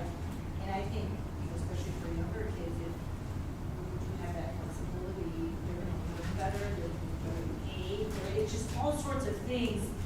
Emotions get regulated, and so then you don't have to. The research shows that, right? Yeah. It's not even what you feel, we know that that's the case, right? I mean, I haven't read the research, but, Yeah. as somebody who's observed, but we have constraints, and so, Yeah. I think kids around the two good recesses and an hour and a half, lunch break, and then you can be more efficient in the rest of the time that you Right. have, because they're ready to, so I think. Right, I think they look- they're not antsy in their seat because they've been able to get that energy out. There's a lot of Yeah. good stuff that's going on the visits that I've had at Troy High and Poland. And there's a lot of collaboration between the students and the teacher.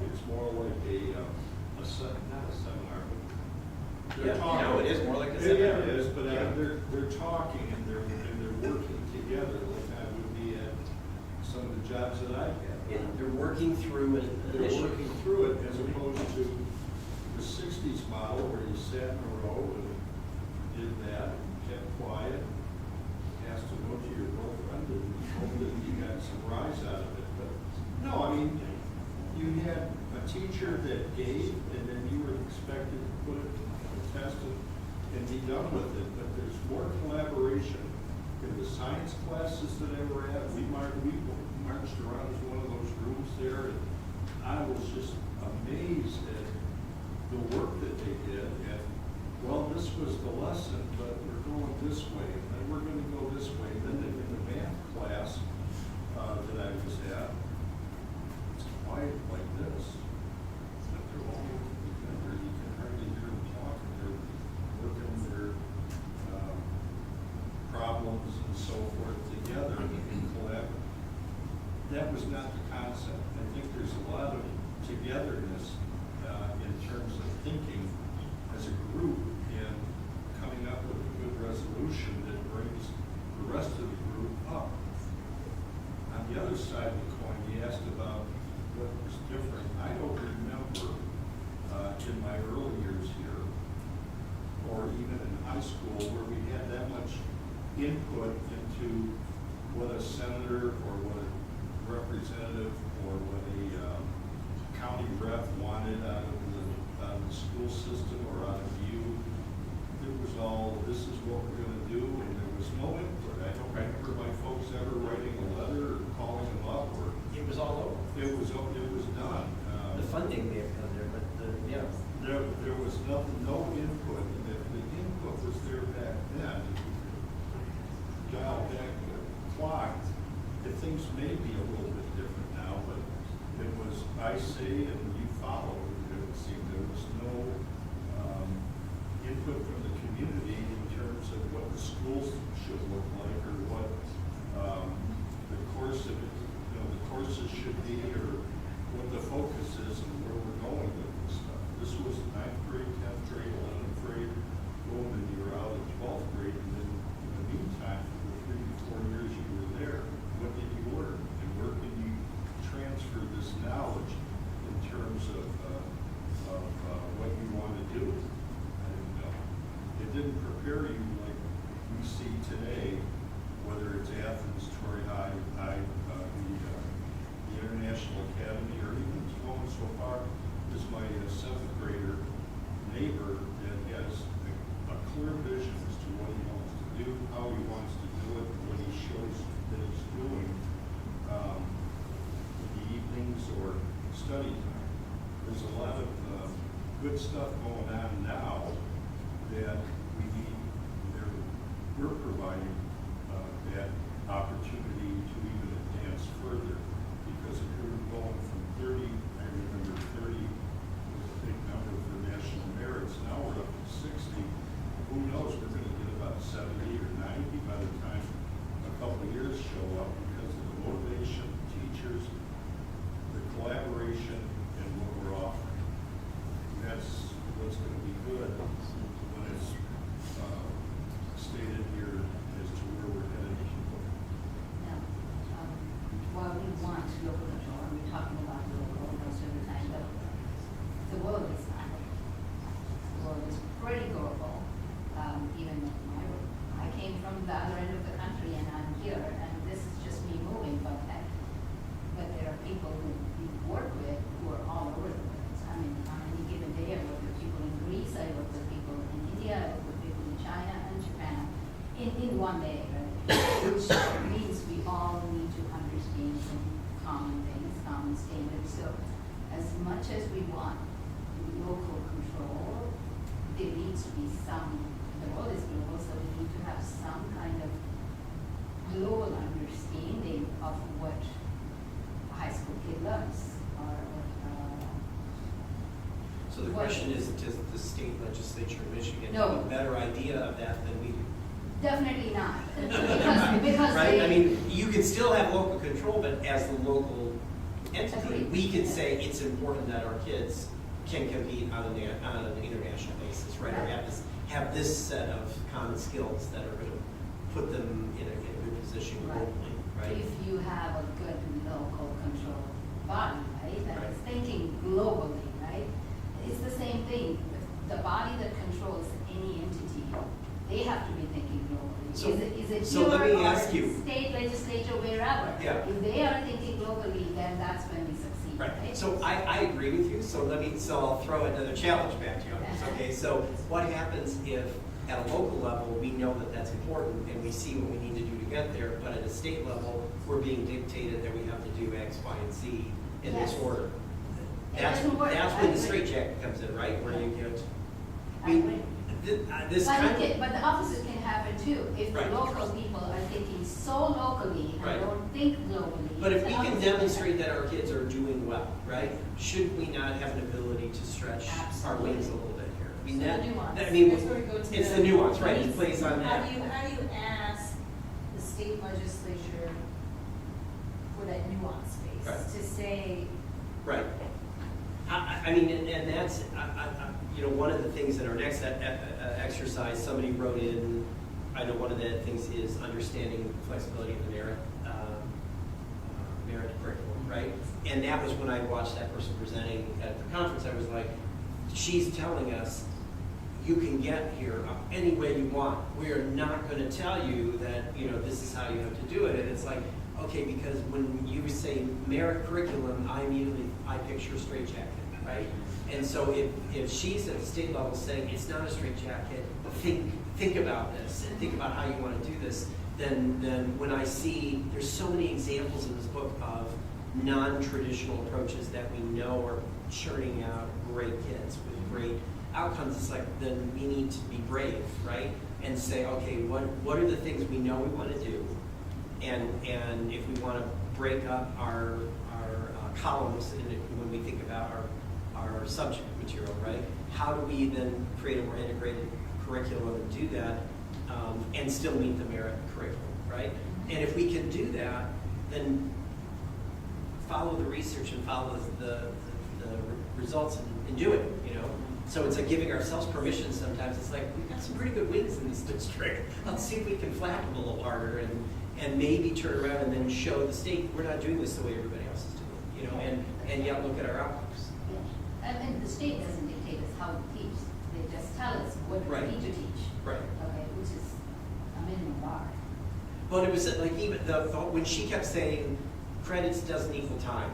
And it was like, that to me was okay, because in my brain, credits equals time.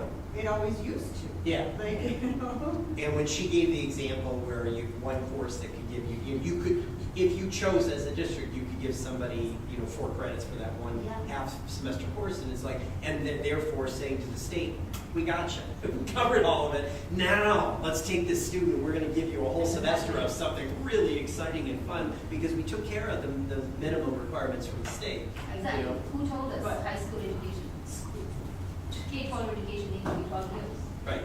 right? It can be any number as long as you finish the stuff. Right. Well, we've got a situation where you got the State Board of Education.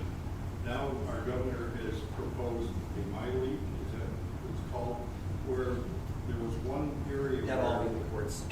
Pardon me? It's all going to be in the courts. Maybe, but we've got a corridor for the state board that there's no movement, it seems, other than that corridor. But maybe with MyLeap that she's coming up with, that has yet to probably be implemented, we've got a chance.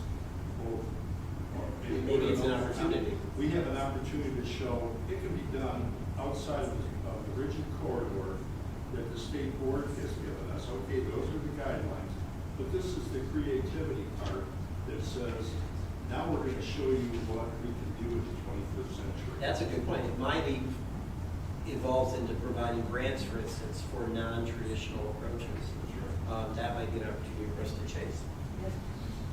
It's out there. Yeah, it's a good thought. And it's the ground floor right now that we can explore and punch a hole in it.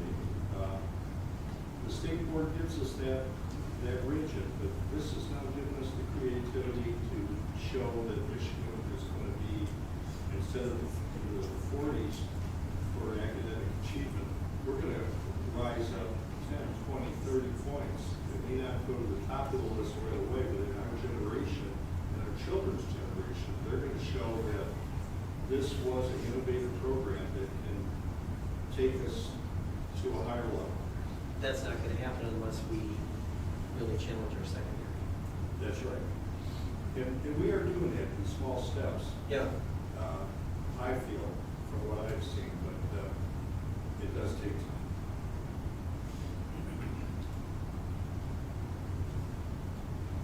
You got anything else? Nope, that's it. That's perfect. Okay. Now we can move on to the next conversation. Time's up. Okay. Prioritization. Okay. So I sent this to you, Prince. Of course, you put a beautiful red cover on it. Who put this in their car? Judy did. I sent her. I typed up everything and sent it to her and said, "Can you please make copies for everybody?" Because when I looked at it, and oh, okay. But I think that's the only for, I think he's got. I have it. Oh, okay, stuff. Okay. So we had talked about potentially doing like a sticky exercise. When I looked at it, I was like, I sent it to Rich early, and I said, some of these feel like to me topics that he may say we could just do that in a workshop, right? And it's not something that needs to be a year-long focus. So I wanted to, before we kind of got into that, and did you have a chance to even look at that, or did you pick one day to do that? Well, there's some of these. Were there some that you looked at and went, we can just do that, we don't need to call that an audit topic? Well, there are definitely some that, as we think about sharing out around the strategic plan pillar specifically in a given area, there are some that have been identified that would be very easy. Could be focused topics for a particular, from a reporting out standpoint, as to how we're doing in a particular area. So use red pillar as an example, restorative practices. It was clear when we talked about that just briefly before, that was an area of interest. That was an area that we were lacking some. There was a lack of understanding in terms of what restorative practices are and how they look like and what it looks like in terms of disciplinary practices and things along those lines. So that would certainly be something that we could cover if we were to discuss where we are from a red pillar standpoint with respect to, we could use that as a topic to cover within that red pillar area. So that would be something that just comes to mind as really easy to do. Certainly the portrait of the learner piece is, as we move forward, we'll begin to have a better understanding about how we report out on that. That's something that's going to be ongoing, that we still have to work within, or we have to do a lot more work internally in order to determine how we report out on that moving forward. So we may not be ready for that, like that might be something we audit next year. Yeah, that's one that as we move forward, because that's will be something that our teaching and learning team will be focused on, how they integrate those conversations into their professional learning with staff moving forward. That would be an example. So I, Your peanut gallery's up. oh, yeah, did anybody have a chance to, you've seen, okay. So the other thing is I'll tell you that I didn't consolidate. Some of you had sent me things that were similar to each other, so I'm just gonna put them all in there, and then, we may end up with writing a third one that's a combination of two. But just for the cabinet folks. So in our self-evaluation, we talked about that there's just some sense from the board in some areas that we want a better understanding of how we're executing against the strategic plan. What does that look like in reality? What are some solid examples of it? And I know we've been getting our accountability reports on a quarterly basis. That's helping, but there's a sense from some on the board that it's like, I want more detail around some areas. I want to actually see it. I want to see the glide path. So I want to see examples of it. So what we decided to do was, and if it works out, we'll probably do it every year, is in January sit down and say, over the next 12 months, let's take the approach of like Plant Moran, where it's like when they evaluate our federal program compliance, right? Pick one program and let's just dig in this year and look at it. And so that might mean that there's some presentations. It could be that we have field trips with it and we see things in action. It might be that as a board, you will want us to read some research on that area so we understand it better. So, and the idea here is to pick no more than 3, probably 2 that we can focus on for the year. So I asked everybody over the last couple of weeks to generate a list of things that they would like to dive into. And then what you're seeing is a consolidation of everybody's things. And since about half of our folks here put it under the 4 pillars, I thought, yeah, it's a good construct. So I grabbed everything and tried to stuff it under. Some of them cross multiple pillars, but for just simplicity's sake, I jammed it in there. So the point I just made to Rich is that some of these, when I looked at it, felt like they're probably more informational, and maybe it's just one report and we can schedule a presentation at a workshop. But we probably don't need to make that a focal point for 12 months, right? But there's some of these that we think might be good for the board to understand and to see in action, and to really feel confident that we're moving towards those 5-year goals, and to see that movement ourselves. So that's the audit part of this. So to your point then, so from your perspective, as you look around, are there some of these that you looked immediately and thought, we could kill this off in a single presentation? probably not, or it doesn't feel like this is the right year to do, a year-long focus in this area. That's a lot to ask you in 1 second, so. So maybe, how about if you folks want to look at the list and kind of think about it, and then maybe let's go through our list and kind of talk about, if anyone wants to talk about some of the things they wrote down and, why that's important to them. More transition support, especially to middle school and high school, help students reach their beyond K-12 goals. Someone want to talk about that? Is it? It was me, so it wasn't, I saw this as more of, in some of the pillars and the ideas on Yep. and others. Yep. But as I sat down, Chris sent me, the full description of what each pillar is, and so I was looking at that pillar. And I've had, I think, it's probably one of the, this is something that's maybe more easily graspable than some of the, I don't know, more nebulous type of. Yeah, no, this is type of very specific, expectation. right? Yeah. It's very specific, but I think you have a group of parents that are very highly motivated, exchange lots of information, and, by the time their kids are in 6th or 7th grade, they have high school mapped out with all the courses and everything, but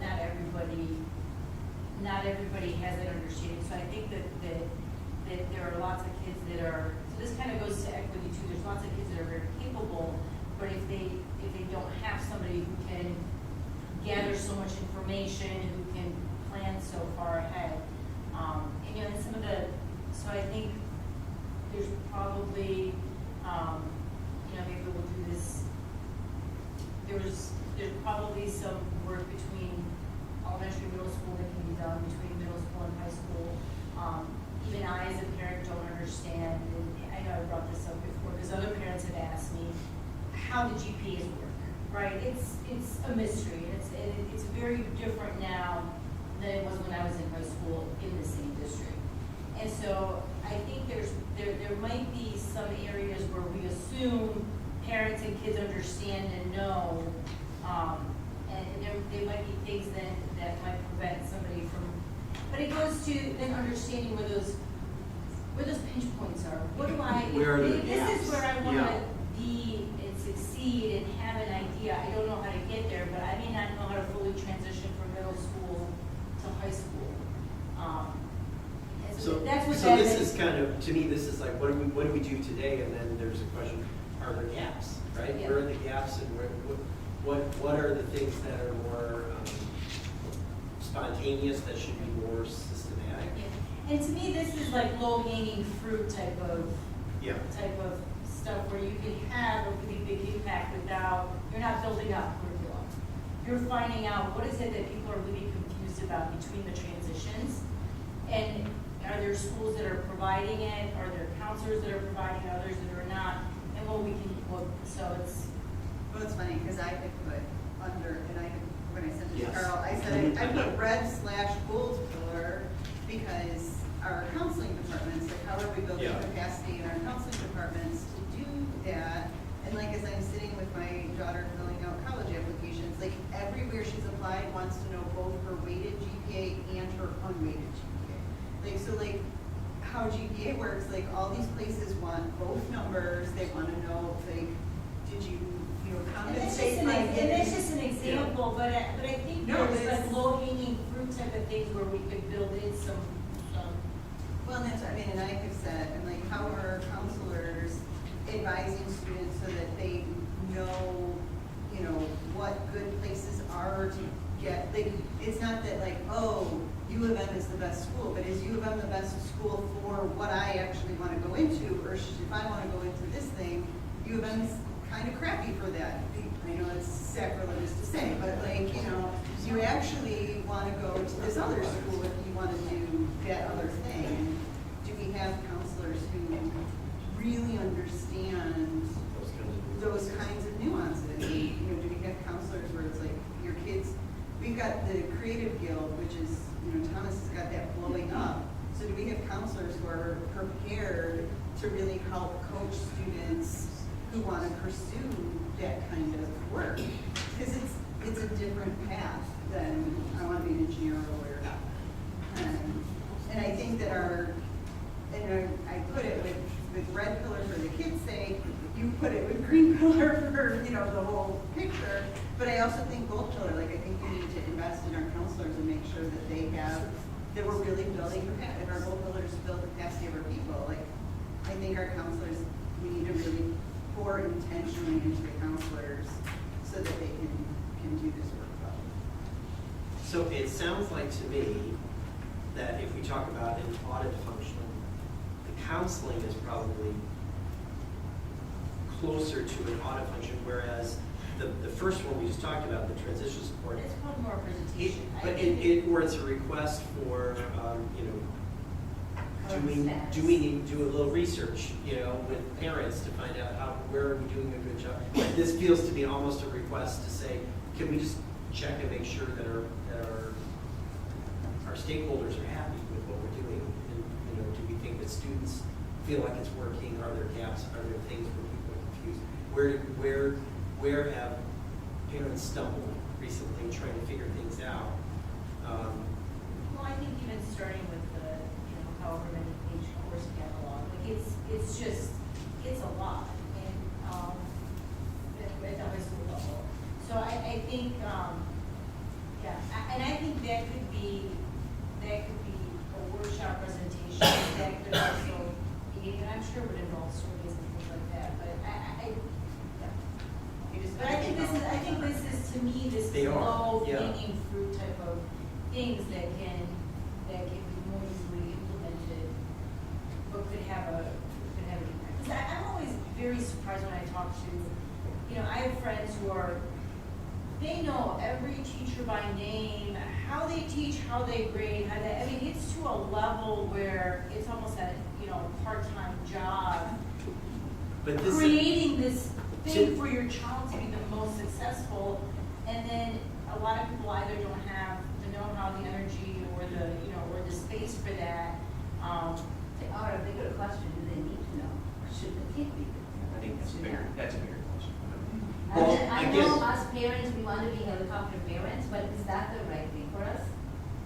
But if we're I'm thinking gonna say- if we're going to audit what the district is doing, this is basically this is us auditing our stakeholders, not administration. Yes. So this is a different type of audit. This is Yeah. like, so to me, this would be, and we wouldn't be the right people to do that audit, right? So but we could, this is a little bit different. This is more of a, can we do a review this year and make sure that we're delivering what we need to in that area? But it wouldn't be us learning, we would be directing the administration to do an audit with stakeholders and report back to us. Correct? I mean, you talk to students and parents, right, and find out what's working, what isn't working, What information they need. But this would be a request for them to do an audit. Yes. So it's not our administration, it's the parents, is what you're saying? Well, I'm saying in order to, this type of audit would be auditing the stakeholders to find out, are they getting what they need, right? And that would be, if we feel we need to do that, we would direct the administration to do that. Otherwise, we would get up, we could run focus groups, we can do that, but that's We're not, not- that's not- that's right. That's not a good use of our time. And it's also not just the parents, it's also the most important for the kids. To I said, feel that parents, they don't have. yeah, parents and students, yeah. Because as it comes to high school, because when it comes to 8th grade, every kid goes through 2 or 3 of these sessions with the counselors who come in and say, hey, this is what you need to 2 do. to 3, they got like 7 minutes. Presentations, that's what I meant. Okay, so so we got a sense for what that one is. Which step, let's go to the next one, portrait, I think this is yours, portrait of a learner, not Zello, And what Rich just said, that's fine, it's more time. or time, right, that's right, now, okay. And I think that's a fair answer. That's Yep. right. No, I'm mean, fine like, with that, I I'm don't fine, either. yeah. Okay, how can we integrate career exploration and self-reflection and competencies into curriculum at all grade levels, which is kind of tied to that, right? It's, to me, these are really related, and I didn't add anything to any of these lists, by the way. But when I saw those two, I thought, it's the same tree. It's something we want to try. And it's certainly, Nancy's is actually the last one. I think she gave me both these. The last one was, we once had an objective that every child would have an authentic, meaningful, hands-on learning experience every year that connects the classroom to the real world. Are we tracking this, or has this been discarded? And I thought, well, that's a good question to ask, because it was part of our original 5-year, but I don't know, is it still a piece of our? It's in the short answer, we're not tracking that. It's an aspirational goal that students would have that experience, but we're not tracking it in a meaningful way.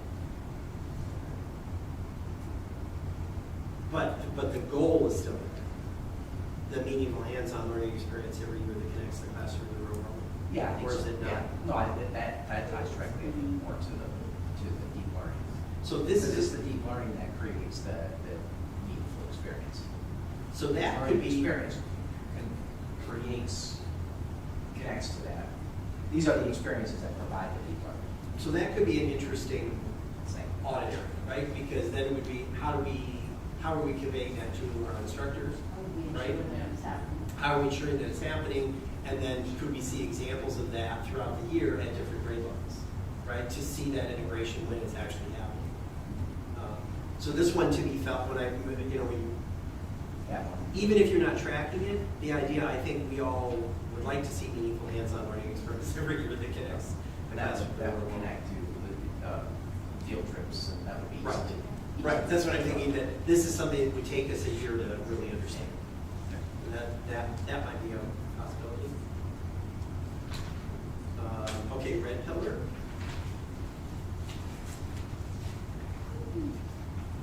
So this is an exploration of how do we check for historical accuracy, in our social studies.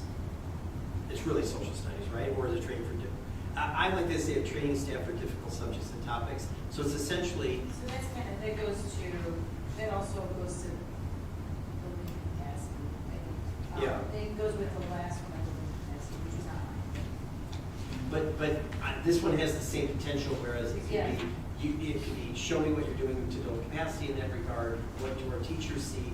Can I see examples of where this has been implemented at different grade levels?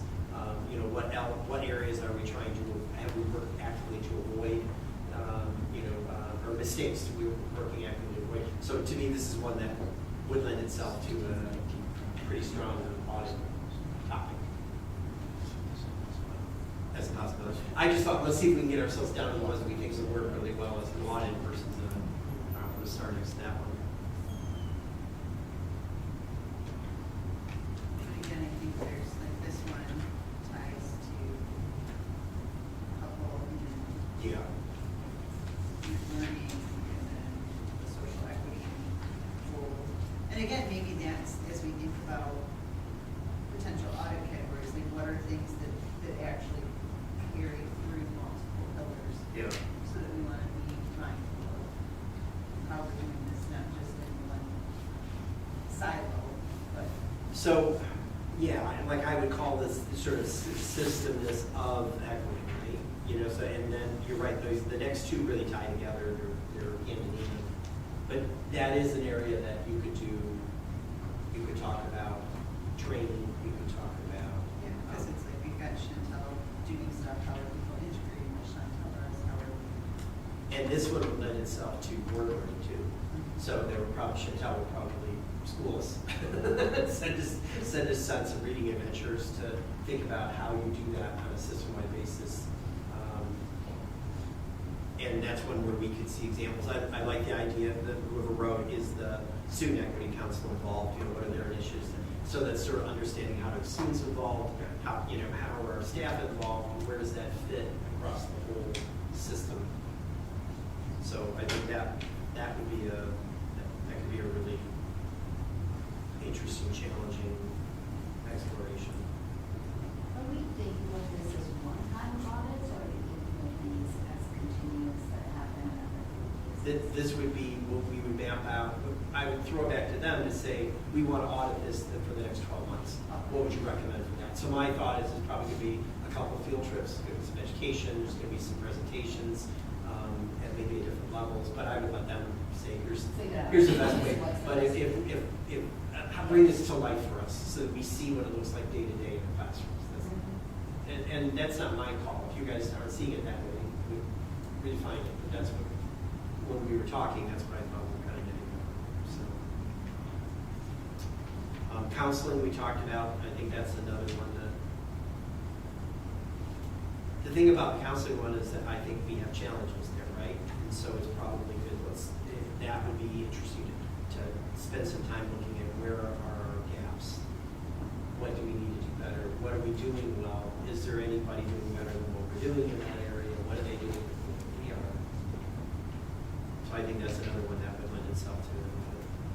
But again, Would that be us or would that be the administration? They would, that would still be us. They would, because it's demonstrating what are we doing, right? So it would be them bringing it to us, and then us going to see, and maybe that's, our field trip becomes, okay, today we are a senior at the beginning of the year, showing, have a counselor take us through the process. What do you do with the person, and give us a chance to ask counselors questions. I understand. Like you could set up field trips where we actually role play in that regard. And the only reason I ask is because to me, like, the counselors are such a specific thing. So, you know, the first thing we talked about was the meaningful hands-on experiences. Right. And that is Global. global and much more broad. It goes across the pillars. Well, And we training may not and- pick this one. You know what I'm saying, Yes. but we also talked about, you know, my initial one of the transition supports was more of audits they need to do. And to me, counseling is such a very specific thing that, when I think of the pillars and the things that we want to follow, they're more, I don't want to say meaty, it's more of a broader type of thing. So what are we doing for staff training that's going to cover 1, 2, 3, 4, as opposed to doing an audit where are gaps in counseling? Does that make sense? I think I appreciate what you're saying to that. I think the reason I still think it's valuable is because it touches so many other components. And so how are our counselors helping students track their meaningful experiences? How are they communicating that in a portfolio so that they can write that in a college essay? So it's this, and I think it ties to the counselors are the ones who oversee the transitions. The counselors are the ones who run, you know, the programs that get kids used to their new buildings. So I think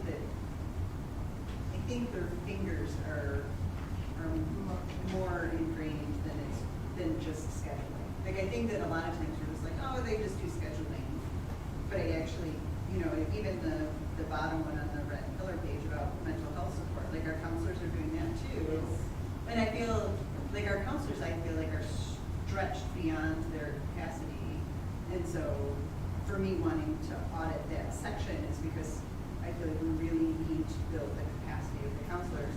And then from a fiduciary, it's like, do we need more counselors? Like, do we need to change our priorities because we're asking them to, like, if we want them to do all these things, how do we need to grow that department? It has traditionally been a pain point when we talk to parents. Like that's kind of, it is universal in that regard.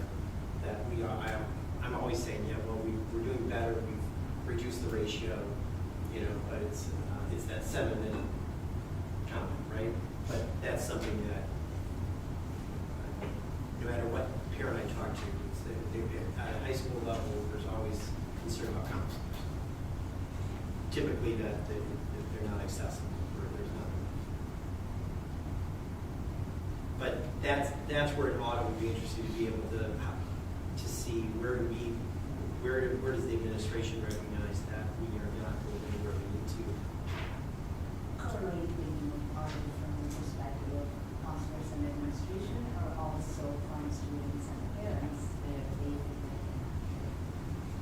Students and parents. I mean, when I hear, no, I just mean out in the community, if you have anybody who has a pain point at a high school. Keep in mind, you'll never hire enough counselors to do the amount of work That everybody wants. students and parents want them to do. and staff will want them to do.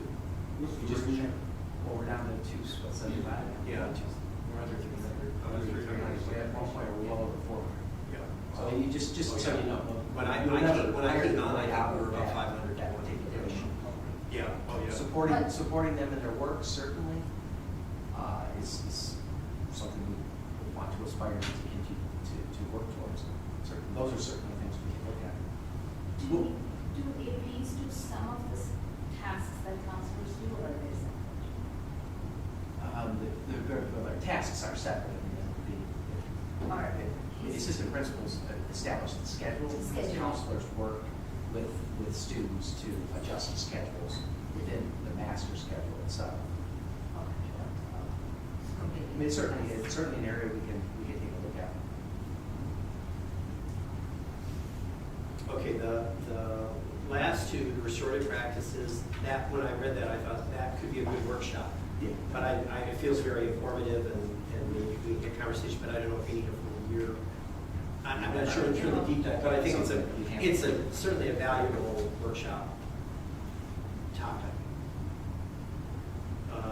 And then the last one on that one, I felt like that could be integrated into the equity.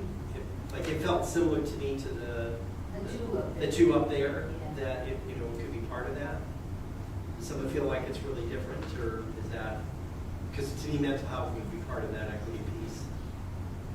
I think it goes back to the, kid falling through the cracks, the Yep. all students, the Yep. kids, Yep. Mhm. that's where the. Okay, I'm just going to interrupt there and say it's part of that.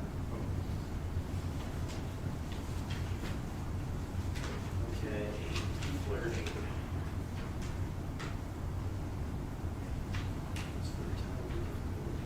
Oh, that was fun. So there was, when I had some conversations at the end of December, their students at IA had asked for, specific, additional information on, different events in Gaza. And so the school worked with, the curriculum, not sure that, programming was done to meet that student need. And I had brought it up, and, and I understand that every school is a little bit different, but my thought was, that was something that was very timely, it was very educational, it seemed like it was put together in a good, safe way. Maybe students had asked, and Athens don't know they can ask for a Right, program. how do I share that? And so, and I'm not saying that every program that happens in every school needs to be shared out, but if it was a program that was already set, why was it not offered to other students? Because sometimes I think,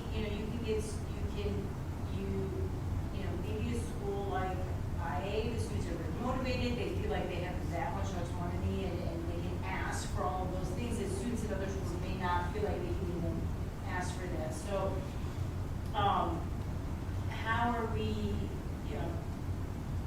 to not have missed opportunities, and it's going to be different, and it's hard. Every school is a little bit different. Not all the programs may be the same, but there are. And for you, this is more about, difficult topics. This is specifically, or is this any topic? It doesn't have to interesting be approach? difficult topics, but something that's timely. It doesn't have to be something that is such a difficult topic. But time, But you're there might thinking be- on current events. There might be other timely things that are happening, and the students at IA are like, well, we can ask for whatever, for whatever we want and get all this additional learning, where the students at other schools may not feel like they can get that, or may not even know that they can ask for it. And so, and I'm not saying it's gonna happen every time, or that it can happen every time, but I think that kind of goes back to some of the discussions that we had, the differences that, maybe some of the backsliding math and some of the differences that exist in the school. So how do you get it to a point where all of the students across the districts and not just all the high schools can get that high level meaningful experience? And Was that the topic too in Red River? Well, That's what I was wondering is it related to this, how do we handle difficult subjects, topics? And part of that is how do we convey that across buildings? You know, like, it feels like doesn't have it's to a be sub. difficult, it just, But even if we're bringing. I'll call it like meaningful, like, I don't know, it might not be, you know, these are things that might not be. So there is a topic where it says encourage in their areas of interest at the same level. Yeah, so that So could it be, could yeah. be that. Well, and I think about, like, even. Oh, I see, adver- you're on the When we're bringing in speakers from different places, making sure we're advertising into all the schools. Like, I think about the times when we had the anxiety people and, you know, they did that and it was like everybody knew you could, from middle school on, the elementary kids, you could go, you know, watch the documentary on anxiety, they brought counselors in to answer questions and so, like, to your point, like any topic, like, if we're bringing people in to advertise it to all the schools. If it's something meaningful, I guess, or something, Okay, yeah. okay, so Yes, I'm, unique. yeah. Because then if kids realize that like things happen often at one school, then maybe they'll start being like, well, we have this at our school or something. Okay, so I'm gonna kind of merge that under the systemness of equity. And I've got unique learning experiences, meaningful learning, that kind of stuff. How do we share? Yeah, with the understanding you're not gonna be able to share everything all the time. Yeah. Okay. Assessment of new curriculum or changes to existing curriculum. That was me. So this, I mean, it just sounds like, not just, I mean, it sounds like a deep dive into making sure we So understand right exactly how does curriculum, we've had some presentations on that already, but, Would you be But- interested in all curriculum, or are you more interested in the math? No, it's any changed curriculum I'm talking about. Anything that we had changed, how does that impact? How does that affect? Well, it's just not the, math is just a reason. That's not the point. So you're thinking of this like always, not just Yeah, only right. this So year. I thought of these audits as a more longer term, how kind of thing, not just for this year kind of thing. So I was thinking in this case, it's like, can we, how do we make sure that whatever changes we are approving and we're doing is actually working and that we are, we have regular. Data, that's the data. Yes. That's the data presentation that we'll do on an annual basis now. And that data over time is designed to determine its curricular effectiveness. Exactly. Yeah. Effectiveness, unintended consequences if there are So any. is this something that's already planned on? Okay, so that's would be that data presentation that we provided with the framework for the presentation that we will continue to provide, drawing on that same information so that we can compare year over year, similar information year over year. And information year over year helps establish efficacy of your curriculum. So for system, Changes. so would we like plan on having that in particular month? Yeah, Yeah, normally typically after after- the yeah. data gets released. After that data gets released, Yeah. typically that But data that is data's a released little bit in different, Yeah. but March. it's a little bit different than what she's asking. Yeah, what I'm talking about is not necessarily just generic testing data, but something that we could. Like, would once we have- change the social studies curriculum, is there a way to Yeah. measure a positive? Our own assessment, our own measures, not necessarily. NWEA is what, coming on board, right? Yeah, we're just doing that now, and we just social studies on.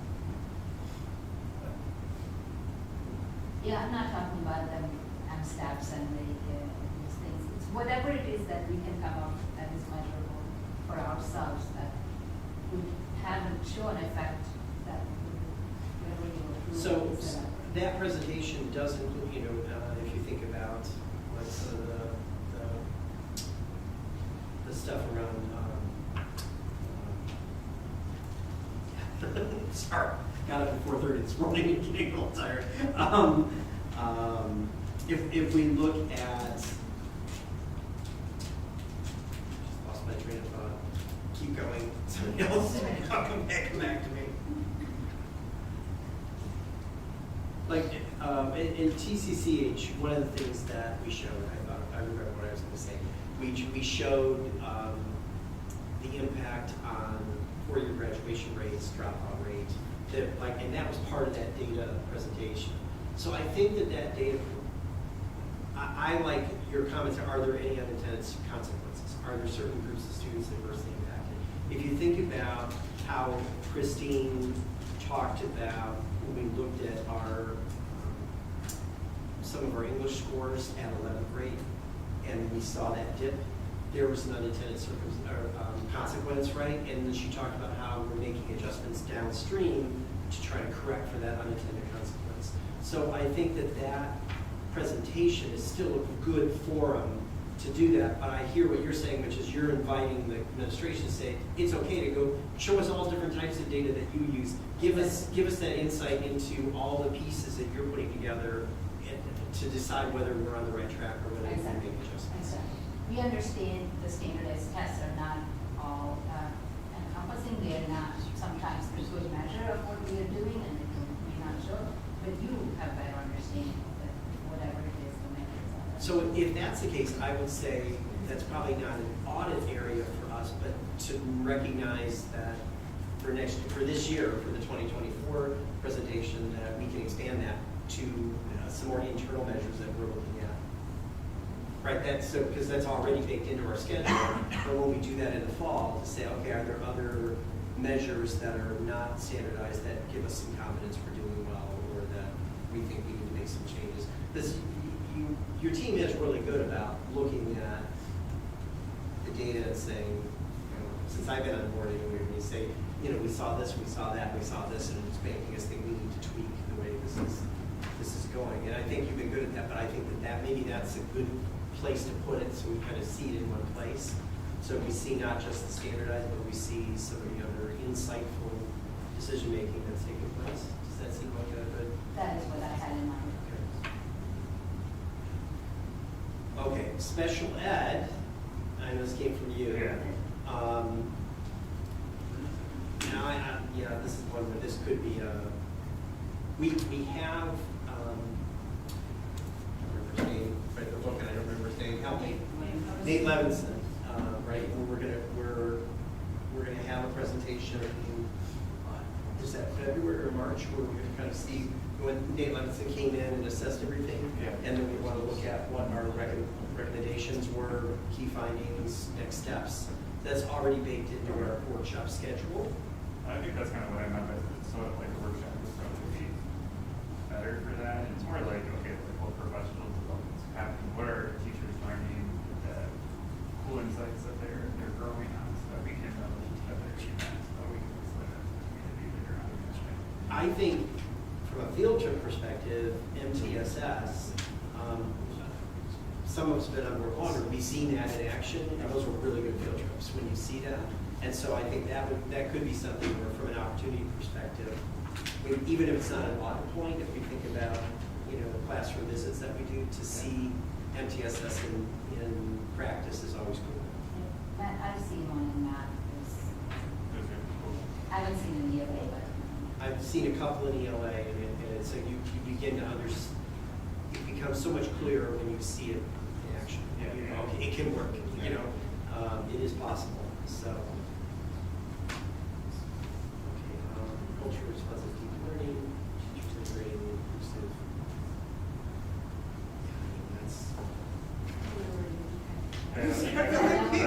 It's almost number one in recruitment. Yeah, that's the systemness, one tray equity, right, that area? Yeah. Okay, all right, so we got that covered. And I think Last one kind of goes up there. Yes. Yep. That might be a Nancy. But I think, our resistance for yeah, was that? No. I think that was Nancy who wrote that. And I know what she's talking about is, again, this is one where it lends itself to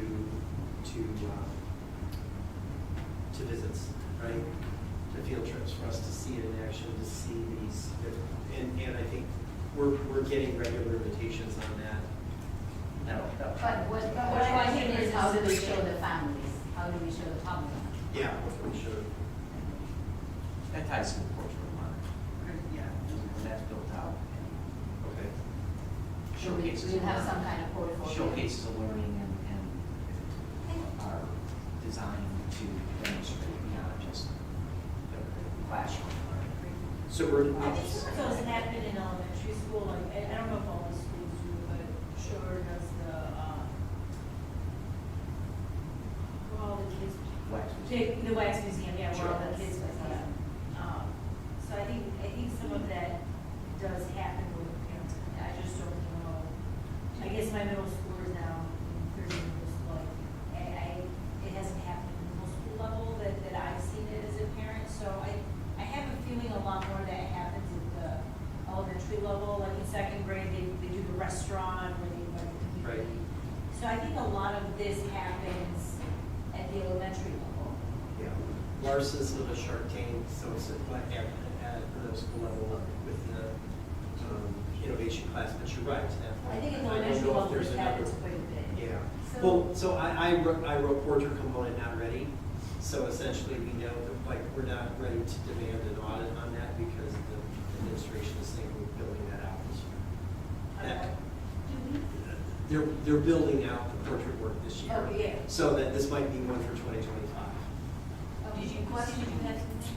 No, I was just gonna, you were just talking about the different celebrations of learning, and I think your experience maybe just hasn't hit some of the ones that happen at our middle schools and our high schools. So we do have a variety of celebrations of learning, they're just not maybe as consistent or routine as the ones you see at elementary. But a workshop to talk about that too, we could just highlight some of those that exist. Yeah, I think that would be, So the things that they do at high school, let's say the art show at IA or whatever they do we, other than just sending an invite to the parents, I mean, at IA they send it out to the parents to come in and listen to their projects, what do they call that? Sharing. The final portfolio or something like that. Do we advertise that to the community, like make a 1-minute video and pass it out? Because when I went and saw those things, I mean, they're amazing works, of course, but you have to go in person and then listen to the kids. They have Yeah. such in-depth thoughts about Typically, what it's they the did. parents that are most interested. Exactly, the 1 or 2 parents that Right. are maybe That are typically parents. the ones that, and the family members are typically the ones that are interested in going to see that. Yeah, I don't know how we can like advertise it. And the other thing also is parents tend to go to elementary school events a lot more for their kids than they would to high school events. And so they just kind of lose interest and they don't realize what's going but it on. helps to have that, right, that system, so all of the 4th graders or 3rd graders do the wax museum, so all the parents are gonna come in. There's essentially no reason with all the history projects that the kids do that there can't be one event every year, or it might be in 8th grade, it doesn't have to be 6th and 7th and 8th, it might be at some point.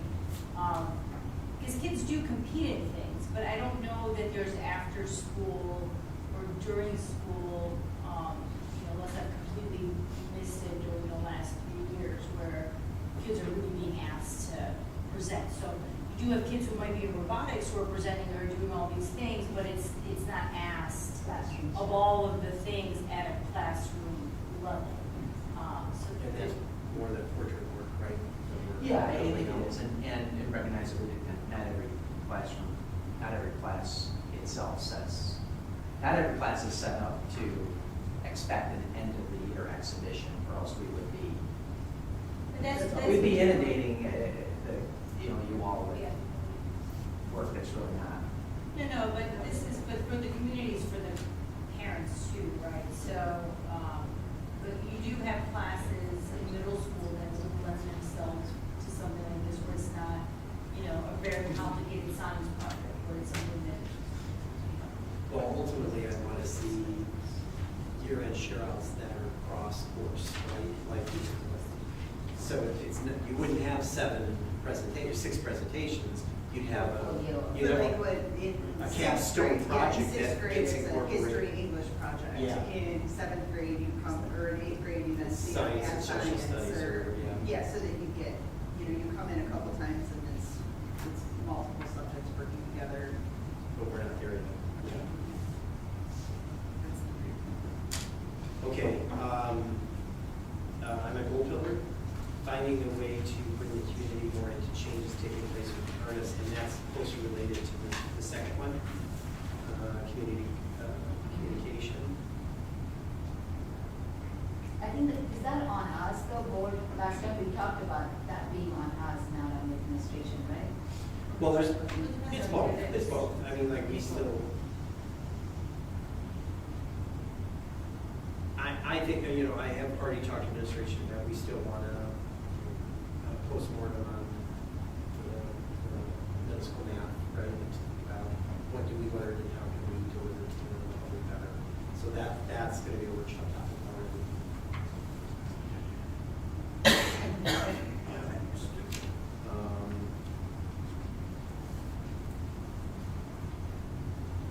So I don't know, I'm wondering with communication, do we want to do,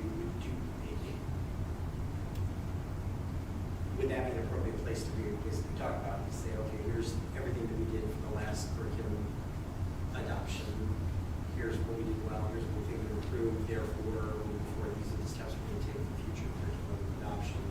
That's to be one presentation. Again, that's one workshop presentation. As opposed to, yeah, as opposed to an annual or annual plan testing audit. Is that, or is that the first two? Sounds like we're working on setting up workshops through 2026. Yeah, it's not that, I mean, It seems like. it does. We end up having about one topic on many ways. Okay. K, math, success stories, trouble areas, professional growth. I think we've already started that, right? We already had our first, field trips in that region.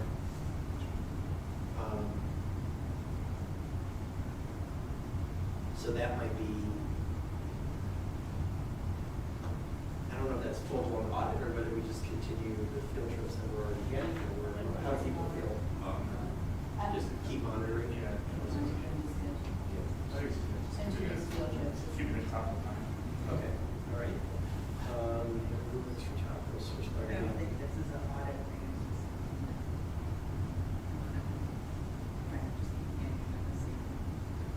So how do we set requirements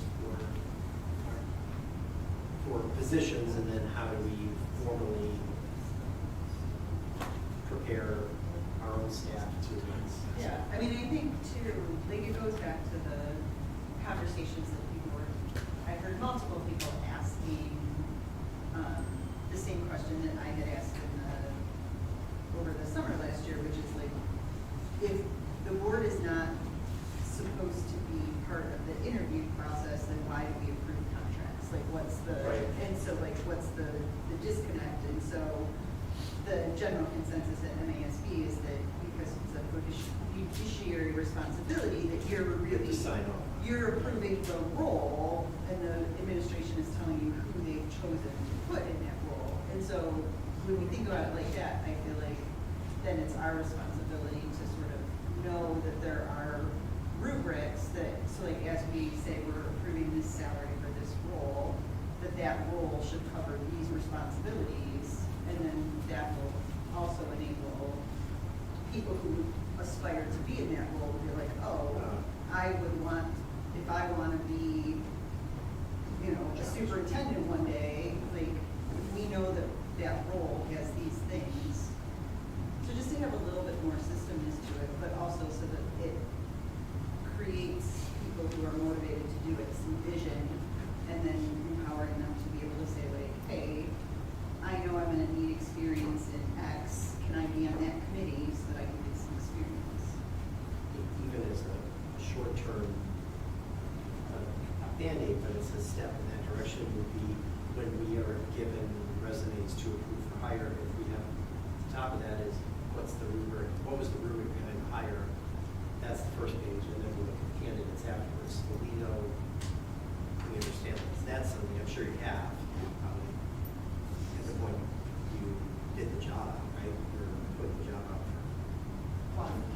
When you say rubrics, you're talking about job description?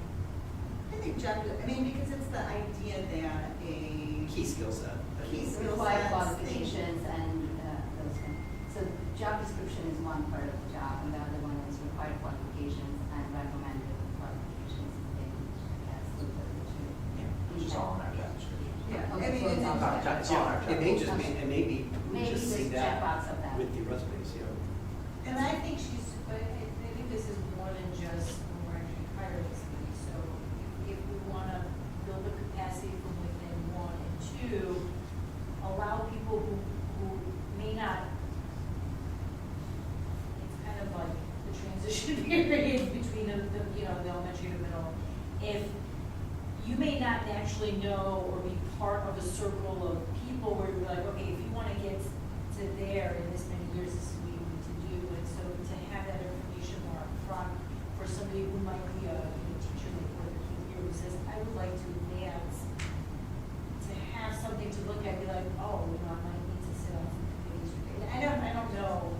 And I'm not saying that I understand how any of this works. I'm just saying I think that's what the ask is. Yeah, and I think I fully recognize that in different seasons, we prioritize certain skills over other skills for certain hires, like that is logical. I'm not saying that like I need to see like a rubric with like always, this is our number one priority or whatever. But I think even as we see, like I think that I would like to know that our people have glide paths if they want to move on or move up. But then also, like knowing when we're approving people, like what did the stakeholders move to the top of the priority list? So you want comparison between candidates? I don't want comparison between candidates, but I just want to know, like, the three factors where we needed somebody who Rather was, than like this. somebody who had, X number of years of experience in special ed, or X number of, like, what are some of the things that were top of mind because of a need, right? But I'm less concerned about that. And you would want that for every position that you approve, right? No, but Very specific to a position. But it's, my real goal is for people to know that if they want to, if I'm a teacher and I want to be an EP, what are the things that I should be aware of so that I can move up? If I want to be a teacher leader, if I want to be a whatever, what are the things I should be pursuing? So it's really, it's administrative only, advancement, and it's up through superintendent.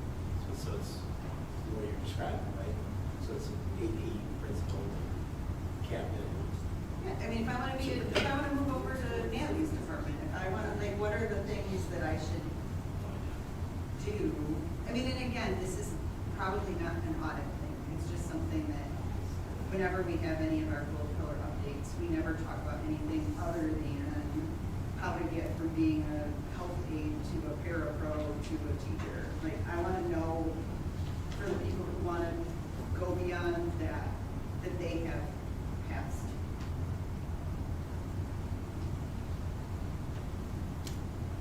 So is that a workshop conversation to kind of show what we've?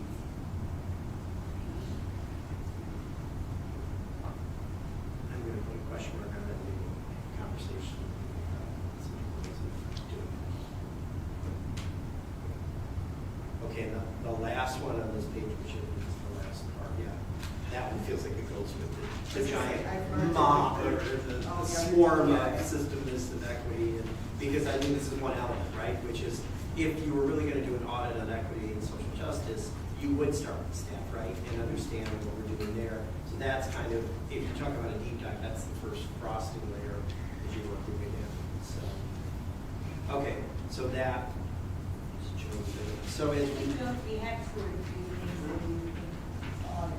But I was gonna say, I think it's clear that DI needs to be at the top of the audit list. yeah, so this clump here, the systemness, One Troy equity, all the stuff tied into that.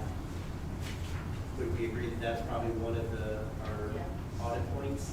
So if we pick one more, is that a big one? Do you want to pick the counseling? I will. But I think, well, I was gonna say, I think it fits in that as well, because it's systems. Okay, then we gotta pick something else then. Well, no, but I mean, I think we can count them as two separate things, but I also the same think that one. they're, Yeah, we have time, probably give more capacity for one probably this year, right? Well, that's true. I mean, now it's rich enough that if we mapped it out, Yeah, Maybe we start. with that. Yeah. okay. We've got a couple of things that we can handle with workshop. Yeah. I just want to make sure there's not one that is, I thought we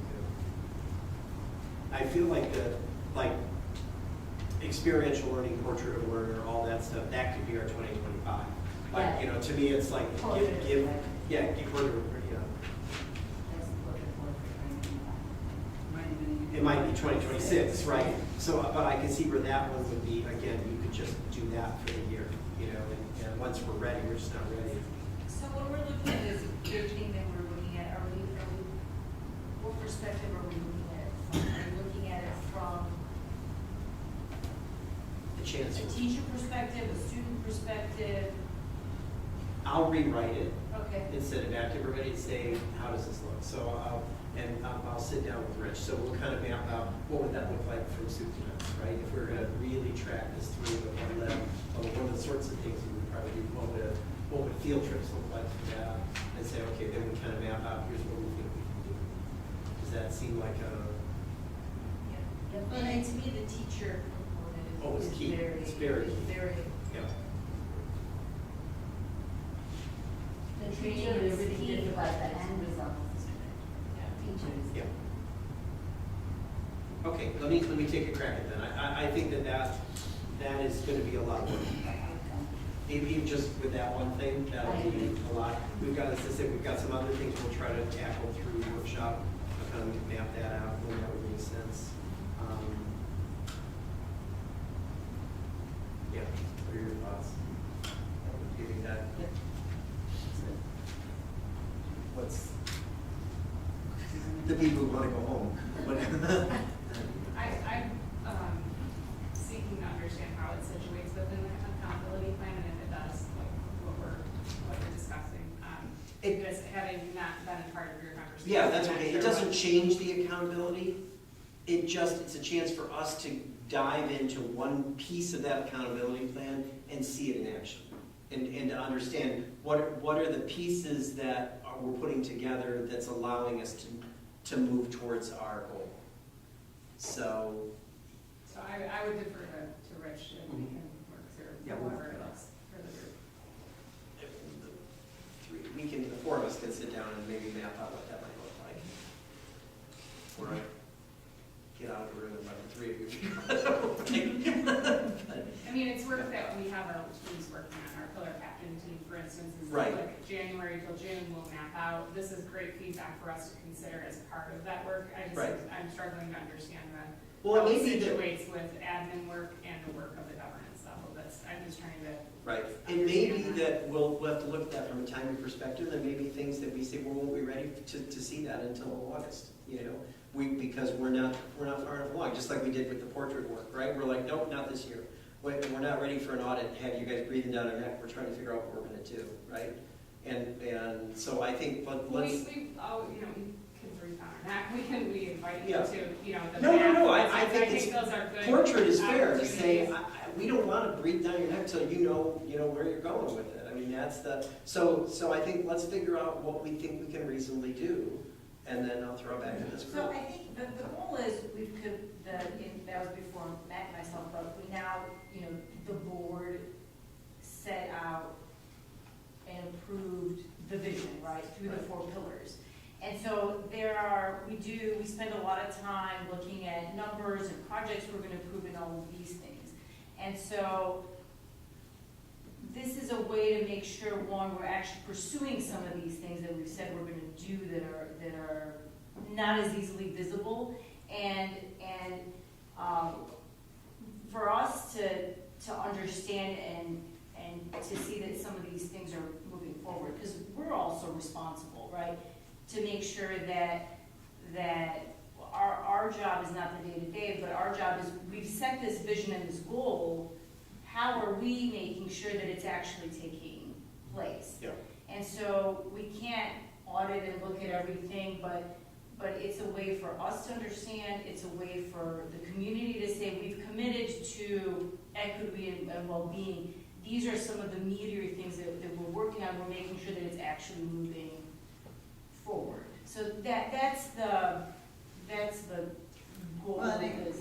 I like how Amina was saying that, and I think part of it too, the equity and well-being, I think one of the things I'm hearing tonight as I flip through this, we want to see how that's stretching across all the pillars, like instead of just like the red pillar, but like how are we seeing equity in the blue pillar? Like where is that showing up in special ed? Where is it showing up for all means all? Like, it's so that, like, how does that? Because we showed it in our 5-year plan as an umbrella. And that's our goal, and that has been our goal. Well, and I know that's the goal, so like Yes. how do we show it? how do we show All that right.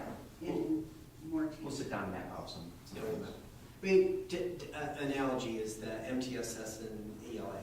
Like for Matt, and I know before I saw it in action in a number of places, I know what MTSS is. You told us what it was. We learned what it was. We read about it. We saw the research, right? And we said, yeah, that's the right thing to do. And then you tell us we're doing that in our classrooms. Okay, great. We're doing it in our classrooms.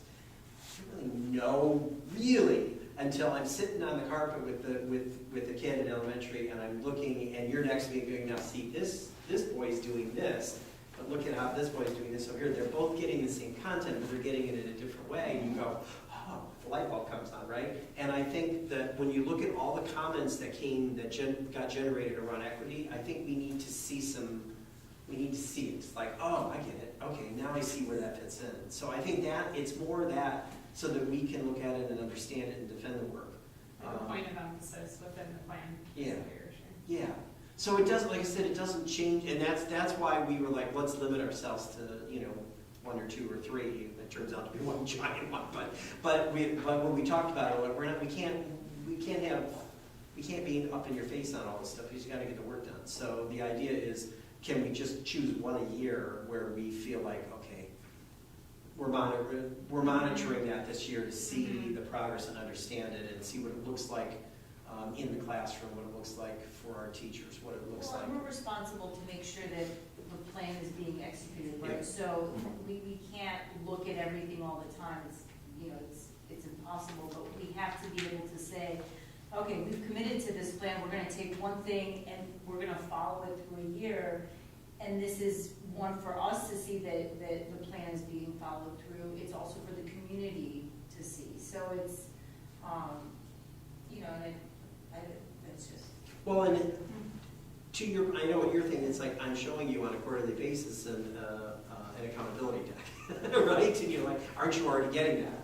And I think in this case, it was like the sense of the conversation from a number of people was, can we just get one thing and get really in depth in that and understand how we're doing in that one thing? It's like, okay, I see a checklist, see all these things that we're doing, that's great, and those are all things going on, but I'm hungry for something to see it, to actually see it in action and get a feel for it. That's really what it is. Like we put on with math, for example. Exactly. It's exactly the same idea.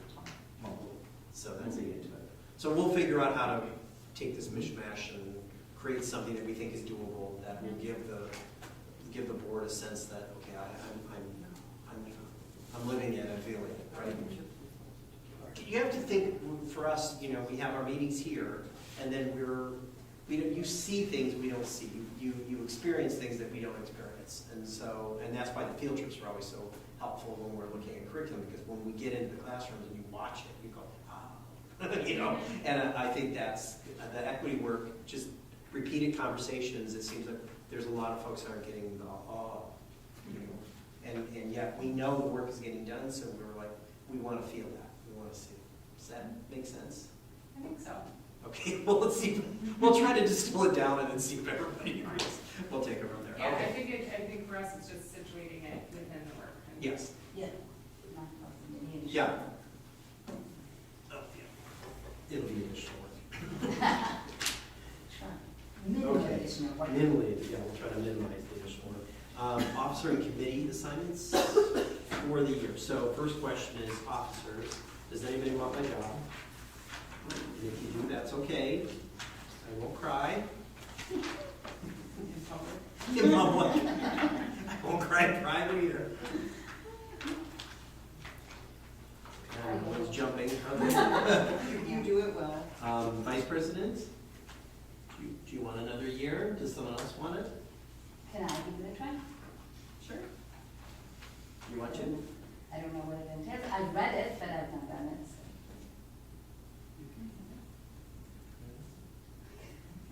And then secretary? I'm good. You're good? I like it. Yeah, okay. Anyone want to wrestle him for it? All those sympathy cards? Gary's coming. I got those too. Do it in my sleep. I think that's okay. But there's a lot more than that. You Yeah, gotta there make is. sure of open meetings requirements, you gotta make sure the door is posted, there's a lot of things. Mhm. Signing documents that Judy puts in front of you, and electric bus forms. I know, I was gonna say, I would definitely be interested at some point, but I'm not, Not this year? no, Yeah. I'm not there. Or I'm not And I- there yet. Yeah. I feel like I need to, I feel like I need to learn and understand more. And probably You're not on TYA. You're really on top of And all I, this stuff. and I did secretary, and then I did VP for, I don't know, 5 years before I was president. If she wants VP, do you want president? You do it well. I'm not gonna- You're not gonna, okay. I'm not gonna want to. There's a lot of I'll be honest, there's a lot of continuity that are going into year to year to year that you have a complete handle on. That sometimes, even though other people may want it, it's not a good idea right now to switch horses in midstream. We've got a contract coming up, we've got a lot of stuff, Got an election. especially if we have an election. I don't think we You've got a should. lot of this, I lost the word, that has gone into, there's a lot of work. Okay, the committee assignments, do you have current committee assignments? Legislative committee is Gary. Mhm. Gary, good with that? Friends of Troy Seniors is Nicole. Yeah, I like my seniors. Coalition, Mina. Sure. TFDE is Nancy, I know Nancy likes doing that. TYA is Carl. Yeah. Are you good with that? I told her I was gonna be treasurer. I think you're through June, so that's okay. Yeah, I'm a little bit, I'm just. Continuously. That's Okay. right. I'm trying to figure out what I think. What is that? What is continuous improvement team? Don't have. Meeting, well, the continuous improvement team is. What do we have for audit? We have a district-wide team. You know when we're up next? Still a couple years yet, before we have an Is actual. it 10 years now? Is it 5? Yeah, it's done. It's 10? It's coming up on time. I was gonna say, I know I was. So what is a continuous improvement? Sorry. The the district has a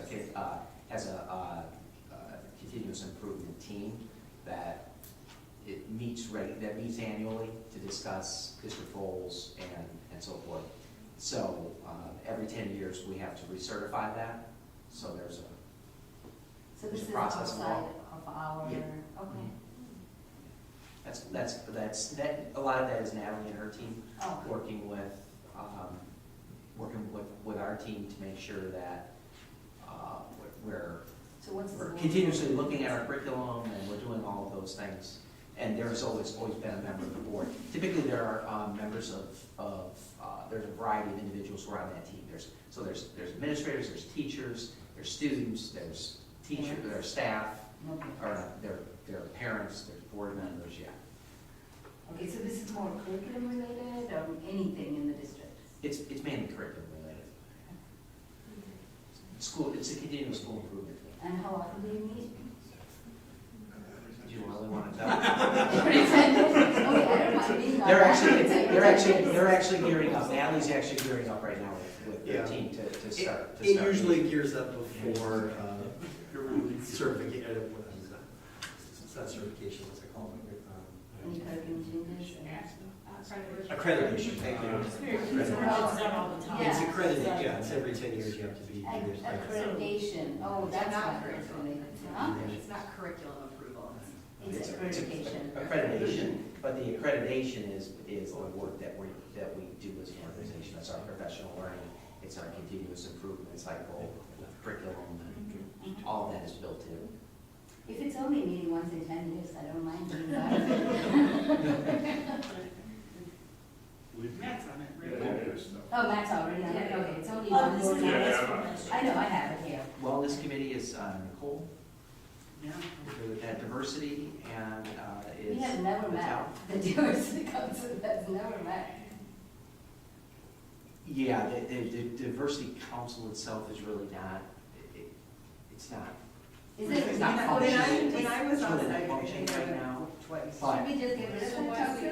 But, so we can talk about that, or that may change as Chantel is about to, we're about to launch some initiatives. So, Okay. whatever its iteration is, you can be on Okay. it, so. And I also asked to be on the district technology committee, that also never met in the last Well, 20 years, so. that's another issue where Troy is, Troy the new person, not Troy the district. Yeah, Troy, the right person will have, Troy missing, which we talked about resurrecting that committee.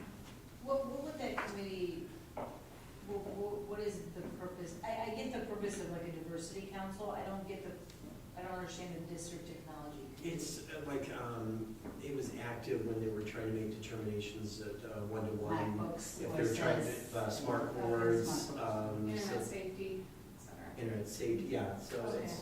Mhm. but that was mostly done by technology department, never a committee. When Todd Mullane was involved in all of that, and he was on that committee, yeah, no, it was when we made the, I mean, it's because it's been, the decisions are not as dramatic, right? Because we kind of, but when we looked at the initial adoption of technology was a more dramatic thing. Okay. You know, a couple of years Elizabeth was on it. You know. Okay, I can be on it. President's council is Patel and Matt. Yeah, we just- We might do that next year after I'm not on T-Way. Okay, sure, we can switch, do something else. Policy committee is Gary, Matt, and Nancy. That's good with that, so. Christine. And then superintendent's evaluation committee is Carl and Cole. Sure with that? Mhm. Right. And then sustainability is Patel and Nancy. Is that met? We haven't met this year, but we have met previous years, so we have done that before, so. Not this year. Not in the last 6 months, I think, right? Are there any other entities that you can think of that we don't have on that list? Anything? Because we've actually added a few over the course of the last couple of years. Unless there's something you want to take off. Which- I mean, if they're not meeting, they're not meeting, but if they meet, we've got someone to sign already, so I'd rather keep a name against it if we think there's a chance, to reactivate. So we didn't make any changes on that? Okay, so we'll just, in the organization meeting, we'll just approve it as is. Okay. Sounds good. Okay, I don't have anything else, do you have anything else? Other? No, I don't think- Other? I have couple random things.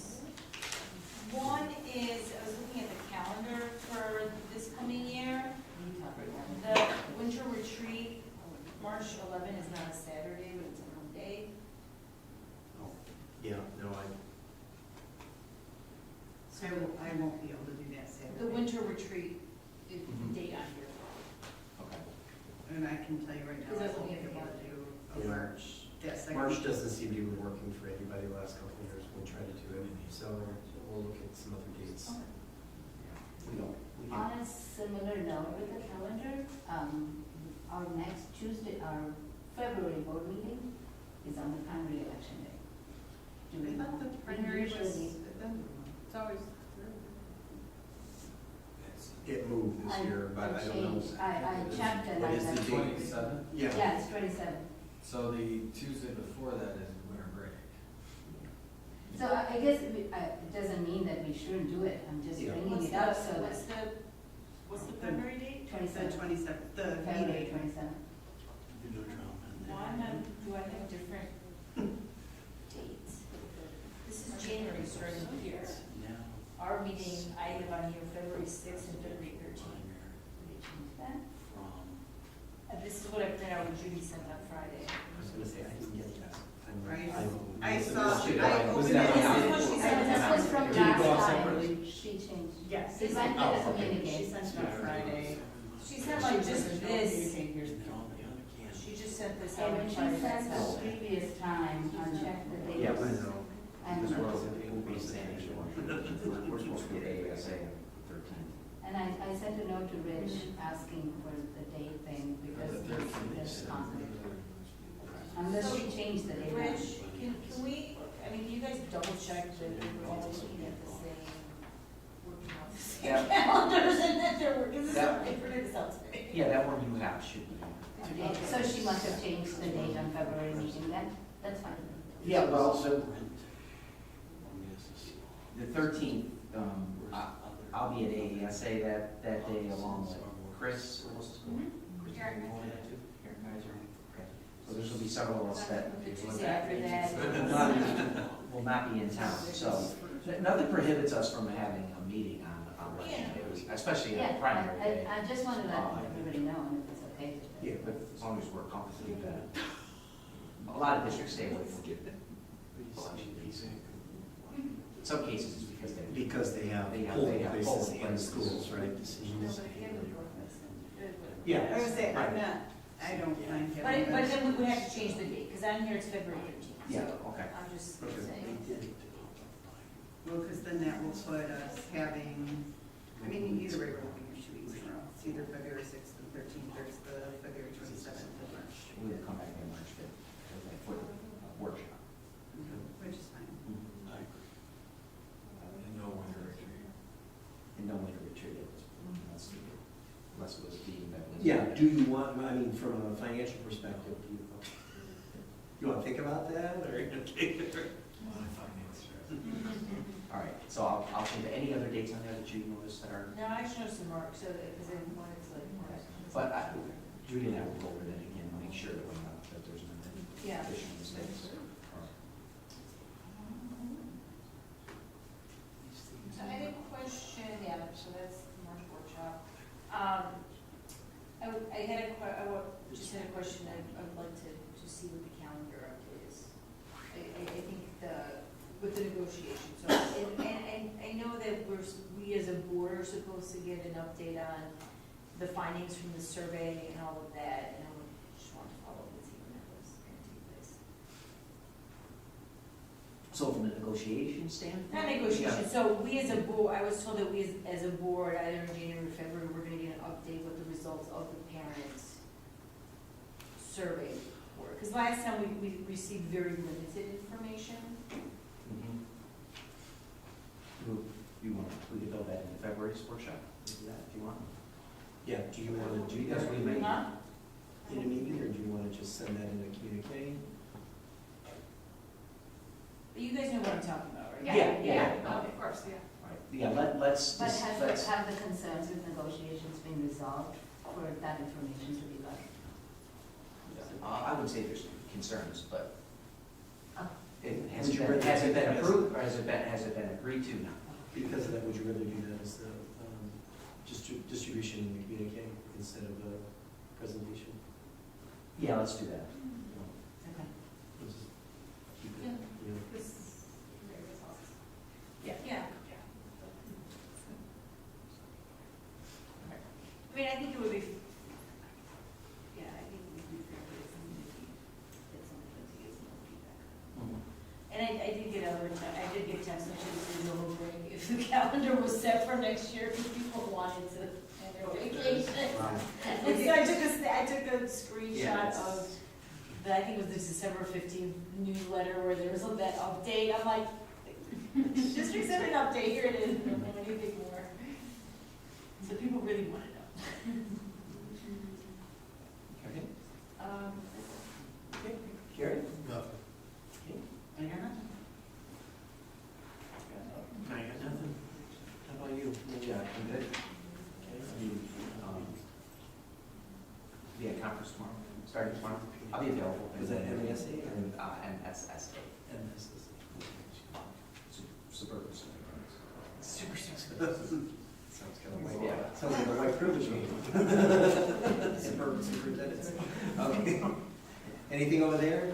Anybody have anything we need to know? You want to tell us about? Yeah, we're gonna send out this week the dates for graduation and the senior last day of prom, and senior life party for all 4 schools, so that'll be out by the end of the week. So, but prom is confirmed for Troy High and Athens on June 1st. Is it Graduation. get moved? Nope, June 1st. Graduation. Oh, I'm sorry, I You said said prom. prom. You said I prom. was like, That's a late prom, man. That's a really late So prom. why did they move? Graduation, it's June 1st at the arena, June 2nd for IA East at Pine Knot, just for planning, and June 12th at TCCHS at Troy High. So you'll get all this information later this week, but it'll be out. So June first for Athens. Troy High and Athens, June 1st, yep. And IA East, June 2nd, TCCHS, June 12th. And then, were you able to get the time for the MLK Day up on the website? Like within minutes. Okay, I figured it was fast, but I pulled it up so I could look and see, because I was signing up for the blood draw, and then it was like, I'm oh, glad you said we don't that. have the time, and then I thought, well, let me look on the calendar, I clicked on that, I'm like, no time, it's like, oh, we gotta get a time out Yes, there. we do. Because if I can't find it, the That's kid, right. the There's kids a can't question find now it. that you bring that up. I still have fleece in my car. I do too. Oh, I That's was easy going to my bring car. mine today. Actually, I don't Believe remember, it. I just do blood. Judy actually Myself said and to me Robbie. that. That's right. Okay, I I asked guess her I a give question. my Whenever blood to you this can always put that organization. stuff in my I office. like to just Feel free to Okay. just. He said, "Why that's tonight?" But now. Okay. Yeah, I don't know if it's